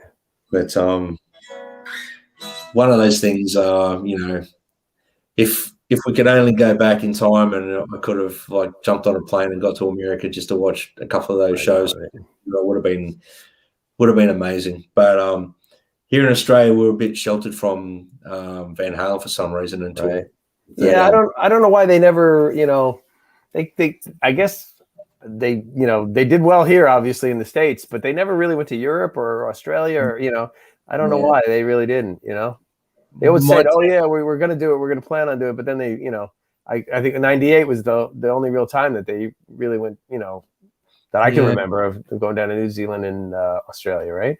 Well, my only thing that I can think of would be they were doing so well in America, and they were selling out anyway. So what's the point of traveling and costing all that money when they can just tour around America and and unfortunately for us guys over here, we're envious and we're still envious, Right. But I mean, we were spoiled over here. You're right. I take it for granted. I think I'd seen them like 35 times in total. Wow. Yeah, isn't that insane? And I've seen them once. I know, right? 35 times? Yeah, I think it was 35 times. I think I counted that I'd seen them. It's crazy. And I'd seen them in a club, and with Gary Cherone, the premiere thing, and like the club they played in the old days, Gazaris. I saw them in there. I mean, and then stadiums, like football stadiums, and then arenas like Madison Square Garden, and all different types of college campuses. So we are spoiled over here in the States. Very lucky as far as that. Do you have any standout gigs, John? I think the one at the on the Sunset Strip at the Gazaris, the party for their album for Van Halen 3. That was pretty cool because, we got to meet them before it and get a photo with them and stuff like that. So it was cool. I did get to meet him about 4 times, Eddie. So, throughout the years. And, I always say that he was, you never want to meet your heroes because you'll be disappointed. That's the old adage. But, he was always really, really nice guy, just a normal down to earth guy. So I only have good, happy, experiences with him. And I always tell the story at the one at the Sunset Strip at the club there. I went to shake his hand, and I have a very a vice for a handshake, I guess. I crush hands, relatives tell me the old people, oh, don't shake his hand, he's gonna break your hand. So I don't even think about it. So I grabbed Eddie's hand and I shook his hand, and I think I almost broke his hand because I actually, in the photo, the Warner Brothers had their photographer there. You can see his, I don't have it right here, but I have a photo and you can see his hand is he's holding it like this in the photo. So I don't think he was too happy with me at that particular moment because I think he was a little nervous because they were going to drop the curtain at this big premiere party. They were doing a radio broadcast around the world. And then they were going to play for the first time with Gary Cherone. So I don't think he needed some idiot squeezing his hand and almost breaking his hand. So, but I have it's that picture right here over there, that one. But you can't see it. The hand is cut off. It's this picture right here. You can see he doesn't look too happy in the picture right there, and the hand is cut off, but if his hand is mangled, looking right there. Oh. You can see him looking at it. He doesn't look happy. If you saw the picture really close, you can see his eyes. He just does not look happy. What else you got on there? What else you got? This one was at Madison Square Garden right here in the middle. That's my wife and all of them. That's actually Ernie Ball right there. The old man right here, the old guy. Oh, really? That's actually Ernie Ball. And there's his son, the bald guy in the back. That's Biff Ball. And there's Biff Ball. And then let's see, Andrew. There's Albert Lee right there. His hair. You see his hair, the gray hair. Oh yeah. Albert Lee was there. So I yelled, "Hey Ed!" and he leaned down and waved to me, and we got that picture right there. And then after that, I was putting the camera back in I had a camcorder. My friend was standing next to me. I yelled, "Hey Ed!" and he snapped that picture. I went to put the camera in the car, and sure enough, Eddie and Biff Ball came walking out the back of the Guitar Center, and I got to meet him there for the first time, which was pretty cool. And I say that's in the parking lot where they painted that big mural of him on the wall. It's right. Yeah. That's where that this was a rock walk ceremony. They were putting Ernie Ball's handprints in the cement at the rock walk, and they had Ted McCarty. You know, they had from Gibson. He was in his 80s, late 80s by there. I guess he, you know, I don't know if he designed a PAF pickup or whatever. He was, you know, he was the man at Gibson, and they were putting his handprints in the cement. And who else was there? I thought that somebody told me there that the Les Paul, the signature on the Les Paul guitar isn't really Les Paul's signature. I think it might have been Ted McCarty or somebody's signature. And Les had to learn how to sign it like the guitar. Yes. After the fact, something like that. I thought it was Ted McCarty. So they were putting his handprints. Bill Kaman from the Ovation, the roundback guitars, him in there. So Eddie was there for Ernie Ball, and so was Albert Lee. And so I got it there. And then and there's just another time I got to meet Eddie. And I apologize for breaking his hand the other time. You know, and he was in a good mood there, though. He didn't seem to mind too much. Wow. Yeah. And then a few years ago, his wife was doing something, and I got she was a publicist, I guess, his wife, and she was doing some kind of thing for charity for something. And she said, if you donate, I'll send you some swag from my swag closet or something like that. And so I donated, and she direct messaged me and said, hey, send me your address. So I sent her the address, and sure enough, this is like 2016, Christmas time. I open the mail. There's a big envelope in there, and there's a Christmas card from her and Eddie's Christmas card that year in there. Her, Eddie, and the dog, and with the Christmas tree with like EVH stuff on the tree, and the Guitar World with him on the cover. And he wrote, "To John, all the best, Eddie Van Halen, 2016." How cool is that, right? You know? Wow. Yeah. So that was my son's girlfriend. She's like a graphic arts person. She made this for me. She thought I would like this. It's kind of cool, you know. So she put this all on the back, and you can see it. All the best, John, Eddie Van Halen, 2016. She just somehow put it on here too. But it's kind of cool. I wasn't expecting that, you know. So wow, that's awesome. Yeah, so they were pretty good on that 98 tour when they went to see you guys. That was before Irving Azoff was their manager, and they monetized everything, the sound checks and all. They were very accessible. We had free there was a thing called the Van Halen mailing list, and Valerie Bertinelli was on it, and their tour manager Scotty Ross, and you know, they were great. We all had free tickets to a show of our choice. And I remember I sat with the producer of the album at Madison Square Garden, was sitting right in front of me with his family, Mike Post, who produced that album, and he's also the guy with the TV show theme songs, L.A. Law and Rockford Files, Hill Street Blues, yeah, exactly. So he was sitting right in front of us, but they were great to us that year. You know, you meet the band a few times, and you know, so it was a different time, that's for sure. You know, because a few years later, when they got the guy from the Eagles, he took over, and he knew how to make money, and and they did. They made a lot of money in the last couple tours with Roth, so.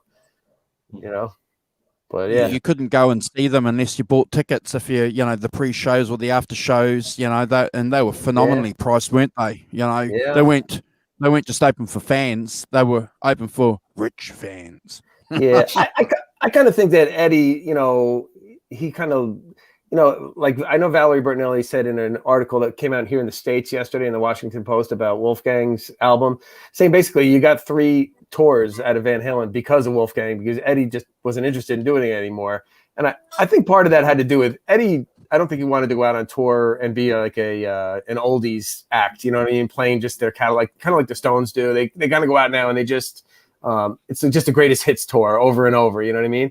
I think Eddie wanted to do new music and just, go on tour with it. He's a musician. He always said, hey, I'm a musician. This is what I do. And I kind of think that and nowadays nobody buys music, as we all know, you know what I mean? It's like, nobody makes money off music. Nobody records albums because they don't want to be in a studio for a year and then have it just given away for free on the internet, so they make their money off these concert tickets, you know what I mean? So, but I think that I probably affected him in a negative way. He says, listen, I don't want to tour. I really don't want to do this anymore, but, and I think Wolfgang helped save them for the last couple tours for us to see them again. But, I think it was carefully orchestrated the last few tours. You know what I mean? You know, everything. You know, the sound checks and keep everybody in their corners, respective corners, and keep everybody happy. To do that, but Yeah, I've got a theory. I've got a couple of theories there. I just want to do a couple of shout outs. So before I get on to that, we've got Renus Pinkle in the chat. Brian Spalding. Hey, brother. Nice to see you. Tony Fruitcake. Tony's seen Van Halen 42 times. So wow. I said 46, but I knew it was in the 40s. Wow. So between him and you and Tony, him. That's Tony, you win, Tony. You win, man. You guys. You win. Guys. Oh my gosh. Who else is in the chat? Something from Gothenburg. Jeepers. The Pride of Gothenburg, who's been on a couple of streams. Thank you, brother, for joining us. Always appreciate it. We've got 20 people watching. If you haven't already subscribed to the channel, please do. But I've got a theory there, John and Brad. My theory is that Eddie was content where he was as far as what he had done with his music. So this desire to go out on the road, for a lot of musicians we know, is an eternal call for them until the day they drop. Keith Richards talks about it often, that he gets itchy feet. Even Eric Clapton speaks about it, that he just knows that he has to tour. But I think Geddy got to a stage where he was content with the music that he'd produced, and anything that he was going to do was probably just for himself or for special projects. And we know that Wolfgang was the key to getting them to renegotiate and do something with David Lee Roth, because he wanted to get out and do something with his father. So if that was the prime catalyst from a selfish point of view, where Wolfgang wanted to do something with his dad, that's fantastic. That's okay. We don't have a problem with that, do we, guys? Not at all. Well, not at all. Thankful for that, right? Of course, we even spoke about this, Andrew, when we did the album, Different Kind of Truth. When we ranked that, we were saying we were grateful that Wolf was part of it, because we wouldn't have got that without. Yeah. So, yeah, very cool. Yeah. And the music's great. I mean, it's still great. I love it for a different reason, because we've got it. It's Van Halen still. So, well, hopefully there'll be some more stuff over the next few years in the vaults. Hopefully they get through there and they're. Well, that's going to be that's my next question to you guys before we wrap the show up. So obviously Van Halen fans are excited like heck when we saw some of the photos or some of the tapes, from 5150. We know now by following Wolfgang on social media that he does understand his significance as far as, being the next legacy or the next person in the ranking of the Van Halen name, and pays tribute to the Van Halen fans. So I'm going to hope like heck that he'll, find some time and, package some of that stuff that's buried. I'm sure we're all hoping that it's going to happen. John and Brad, you guys got some opinions on that before we wind up the stream? Yeah, well, I read in a Washington Post article, it said that basically Alex has control of all that music. Yeah, it actually, there's a couple interesting things. If you guys get a chance, read that article in the Washington Post. Wolfgang put it on Twitter.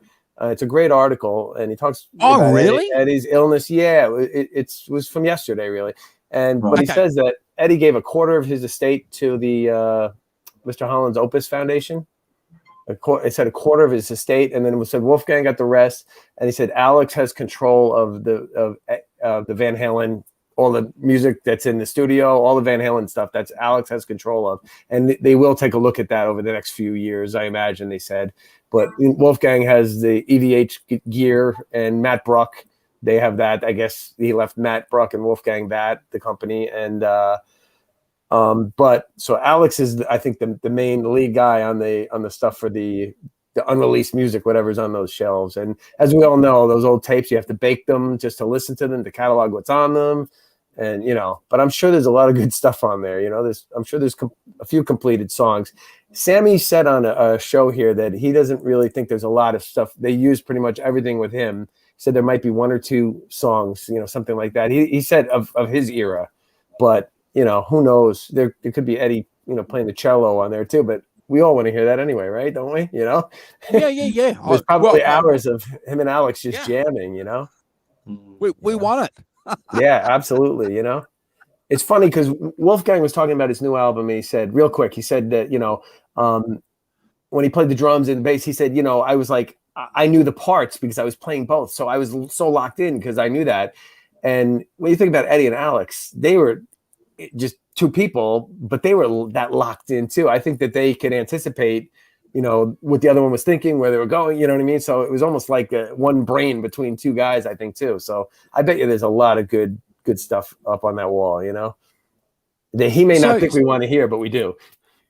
So I'm intrigued that Alex has got control over the music. So does that then does the legacy follow after Alex to Alex's children, do you think, with I would think he'd go to Wolfgang because he's a musician and he's Ed's son after that point. But I'm sure they're going to work together, when they finally get around to it, because I mean, that's going to take a long time, and you got to trust whoever is, you don't want them smuggling things out and putting it on the internet either. So I'm sure it's going to be very carefully everything that's cataloged on that wall, those walls in there, but hopefully, we'll get something out of it, hopefully, the next couple of years, doesn't seem like it's on the front burner right now anyway, but which is to be expected. Ed just passed away like 8 months ago, right? So it's, the shock is still there with everybody. So. Oh yeah. Look, I agree with you. I agree with you, John. I think it's something that's probably going to be something in the pipeline over the next few years, of course.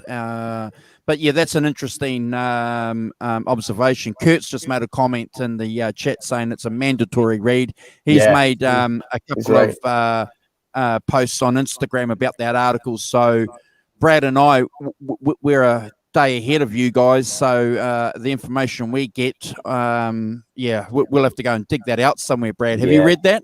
Have you read it? No, I haven't had a chance to yet. No, but I definitely will go and read it now. Yeah, it's a good one.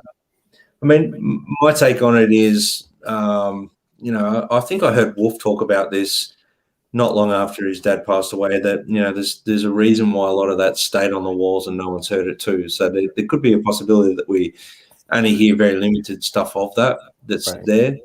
I mean, look, who knows? There's probably a lot of Ed writing stuff not completed. Will they release something that's incomplete? Maybe not. Maybe, who knows? It's the same situation. We'll find out through time, and I'm sure they'll do it respectfully to Ed, because I'm sure they wouldn't release anything that Ed wouldn't want people to hear. Let's just put it that way. Yeah. So there's an interesting comment here from Fruitcake Tony. So we know one of the reasons why we haven't had any kind of tribute gig because of what's been happening globally, so concerts and all that kind of stuff's, on the back burner. But I see that the States is opening up. You've got limited tours happening now, John and Brad and everyone in the chat too. So I suppose this question goes out to everybody. So what do you guys think of some kind of tribute act together, happening? Have you guys heard anything, John, in the States? Is there anything? Yeah, I mean, I've heard Sammy say that they want to do a big tribute show, but it's got to be tastefully done, and it's I'm not really interested to go see some other famous guitar player go play Eddie's stuff, with Van Halen. It's just, I'd rather just leave it alone personally. It's just, it's not Van Halen, I just don't feel, Steve Vai's a great guitar player, or Nuno Bettencourt or somebody, but I don't want to see them playing Eddie. It's not Eddie. So that's my personal opinion, but I think they're going to do some type of tribute show, over there. But, I'm not, if they don't, I'm not going to be too upset if they don't, you know what I mean? Eddie's gone, to me, it's just like, that's a wrap for that. You know what I mean? But that's me. Some other people may want to do something, but I don't know. Yeah, I'm not sure about how I feel about. I mean, if it's done tastefully, like the Freddie Mercury tribute that was done for when Freddie passed, right? They did it respectfully like that, then maybe. But same thing. I'm not sure. I want to hear a ton of different guitar players chopping up Eddie Van Halen. It's not really where I don't know. I'll kind of leave it there. Maybe I'll change my mind. So yeah, I mean, it'd be great to see Alex playing. That would be one reason why I'd want to watch it. For him to celebrate the music that him and his brother did, and the former members of Halen, Michealanthony, it'd be great to see him part of it as well. But the other thing is too, I'm not sure we'll see that happen, a tribute concert, to be honest with you. I'm not sure what the way the world is at the moment. It wouldn't be for a very long time.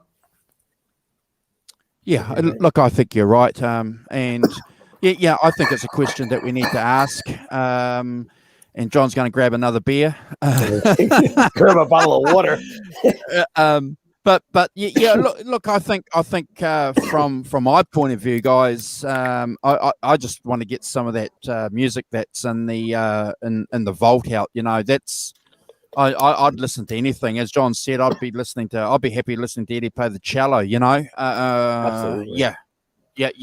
And some remasters. So who's in charge then, John? So you were saying that that Alex is in charge of the vaults. Does that mean that he would be in charge of any kind of remastering of the Sammy albums as well? I would think so. I would definitely think he's in charge of all of it. And as we know from the past, from Alex, he always, I think he's one of the reasons why we never had more concert footage from the David Lee Roth years, because the famous Alex thing was, well, would Led Zeppelin do this? Would Led Zeppelin, they kind of leave you wanting more. And that was Alex's whole thing. I don't think I think a lot of those decisions were made by him. No, Led Zeppelin wouldn't do this. We're not doing this. So I think that's why we don't have a lot of stuff released from early on. So I'm not counting on too much stuff being released. Maybe you get one box set or something, and maybe the remasters, and that's it. But you know what? Money has a strange way of making people change their mind. So who knows? You know what I mean? If they offer you a lot of money, you never know, But wouldn't that be a gold mine though? Wouldn't it? Yeah. All of us nuts would buy Eddie playing a cello for a half an hour, right? I would, It would be, a box set would it'll be a number one. Oh, without a doubt. Yeah.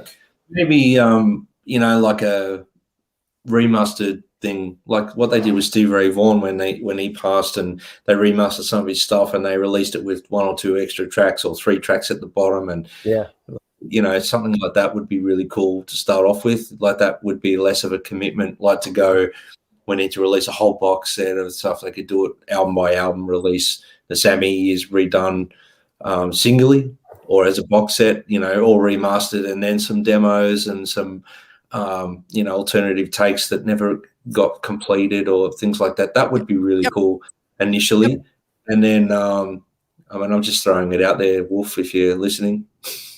And and then eventually just maybe down the pipeline, they could start sort of doing stuff like, I know with Prince, for example, they're doing the similar thing to what I'm talking about. They remastered the whole album, and it's in a LP version released with 6 or 7 different other things, including live stuff, all sorts of stuff that we would just roll around in like a pig in mud. You know what I mean? We'd be so happy. Tom Petty, they've done it with Tom Petty. They're doing it with Tom Petty as well, So yeah. As long as it's done respectfully, I think that's the main thing. Because I'd be very uncomfortable buying something out of my hard-earned cash if I thought someone like Ed didn't want people to hear it. You know what I mean? That's just who I am anyway. So I do know that they did have like a box set ready to go. And I think it was even the artwork was done on it. It was remastered and ready to go, and that they just didn't sign off on it. They kind of shot it down. They just didn't feel like doing it. So Right. I know that I've heard that it's on the internet. I don't know if it was on those Sunset Sound interviews, somebody in there, but they said it was done. It was it was ready to go, and they just had no interest in it doing it. So Really? yeah. So I don't know, I don't know Which what is- the story was behind that, but that it was they were doing it. It was then, but Van Halen didn't sign off on it. The members there, Alex and Eddie, probably. So But this is prior to Eddie passing. You're talking about prior to Eddie passing, correct? Yeah. So hopefully things might change now. Things might change now. Yeah, let's hope. So what was in the box set, John? Have you guys have you heard? Do you know what it? I'm not sure what. Yeah, I'm not sure what. I just know it was remastered. Remastered stuff, Wow. but I don't know what. I don't know if it was all eras or what it was. But they were like, yeah, it was pretty much done. It was ready to go. It was done, and they said, nope, not interested. So maybe around that time they were pre-thinking ahead anyway. If they knew Ed's health was not, yeah, that's true too. very well, maybe they're thinking, well, I mean, they might have thought it's not the right time to do this right now. Yeah. When you guys read that Washington Post article that I was talking about, and that Kurt was talking about, I guess. Yeah. It'll give you a little more perspective on the whole thing with Ed's illness and what went on in there too. Wolfgang talks a bit about that, so it's a great one. He's right. It's a must read. Okay, we'll check it out. Awesome, guys. Look, it's been a great couple of hours, John, with you. Thank you very much for jumping on and being our special guest. We look forward to having you on for some more future shows. If you ever want to come back and join Brad, myself, and the Rev, we'd love to have you back on and talk about Van Halen with us. It's been great. It's been awesome. You're I'm in awe that you've seen them over 30 times. It's just yeah, thanks for coming on. That was really nice. I enjoyed it. You guys are great. I appreciate thanks for having me. No worries. Oh no, mate, we appreciate it. We're just Van Halen fans. We're lucky to have the Rev lead the 5150 show, and we look forward to catching up with them, guys. If you haven't already subbed to the channel, next week we're going through doing the rankings on Van Halen 1. So join us with your rankings on that in the chat. We're going to go through and do some of the DVDs and the songs that were released separately as well. So we look forward to doing that. Brad and I are going to be on with Fruitcake Tony in a couple of days' time. It's a long weekend here in New Zealand. I'm normally working when Fruitcake Tony's doing his show, so I'm looking forward to hanging out and contributing to that. And Brad is in lockdown, so he would normally be working too. So no, we appreciate it, John. Thank you for offering some of your in-depth analysis and opinions on this awesome album and Van Halen in general. Thank you, John. No problem. I hope I didn't bore anybody too much. No, we're all intrigued, mate. We're all intrigued. It's great to hear, the things that you've experienced in that. And it's, I know for Andrew and myself, like when we've had other guests on and they tell their Van Halen stories, and Kurt as well, we're all in awe. We're like, living through your eyes. It's amazing. Thank you. It's just great to be with other people that are Van Halen nuts.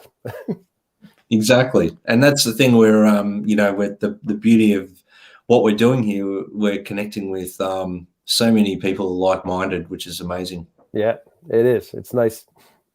Yeah. And I'm just going to offer one more comment. We're on the arse end of the world here. And so a lot of the information that we got years after you guys, and and we're lucky to have the internet and social media to get us up to play. But, personally, me hanging out with the Kurt, the Rev, and hanging out with you, it's like, and Tony, it's like we're a little bit closer to the action because of you guys. What is it? The apostolic tradition that have been handed down because you guys have. So we're feeling kind of blessed.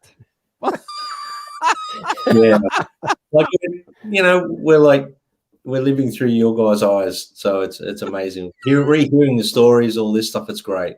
Yeah, it is. It's fun. Good stuff. Awesome. Okay, I'm going to wish everybody a safe weekend. Thank you for joining us. We had 20 odd people there. I'm going to put some links to this show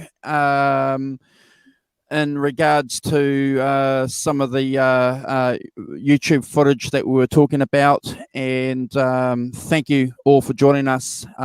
Brad and John can sign off, and we're out of here. Yeah. Good night or good morning, wherever you are.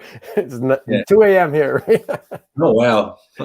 Thanks for jumping on so late, John. That's amazing, and thanks everyone for joining in the chat. I'm going to go back and read a lot of the comments. I was neglecting the chat, to be honest with you, because I was listening to John's stories. I just completely almost sort of neglected it there, guys. So I'm sorry about that. But yeah, thank guys for joining us in the chat. Anyone that's watching this later, if you've got this far, please subscribe, join the channel, help share and grow the channel. We love doing this. We just want to keep doing it, and we need your guys' help to help us grow. So thank you. And again, John, thank you for joining us. It's been awesome to meet you and get to know you online. You too. Thank you both. Have a good one.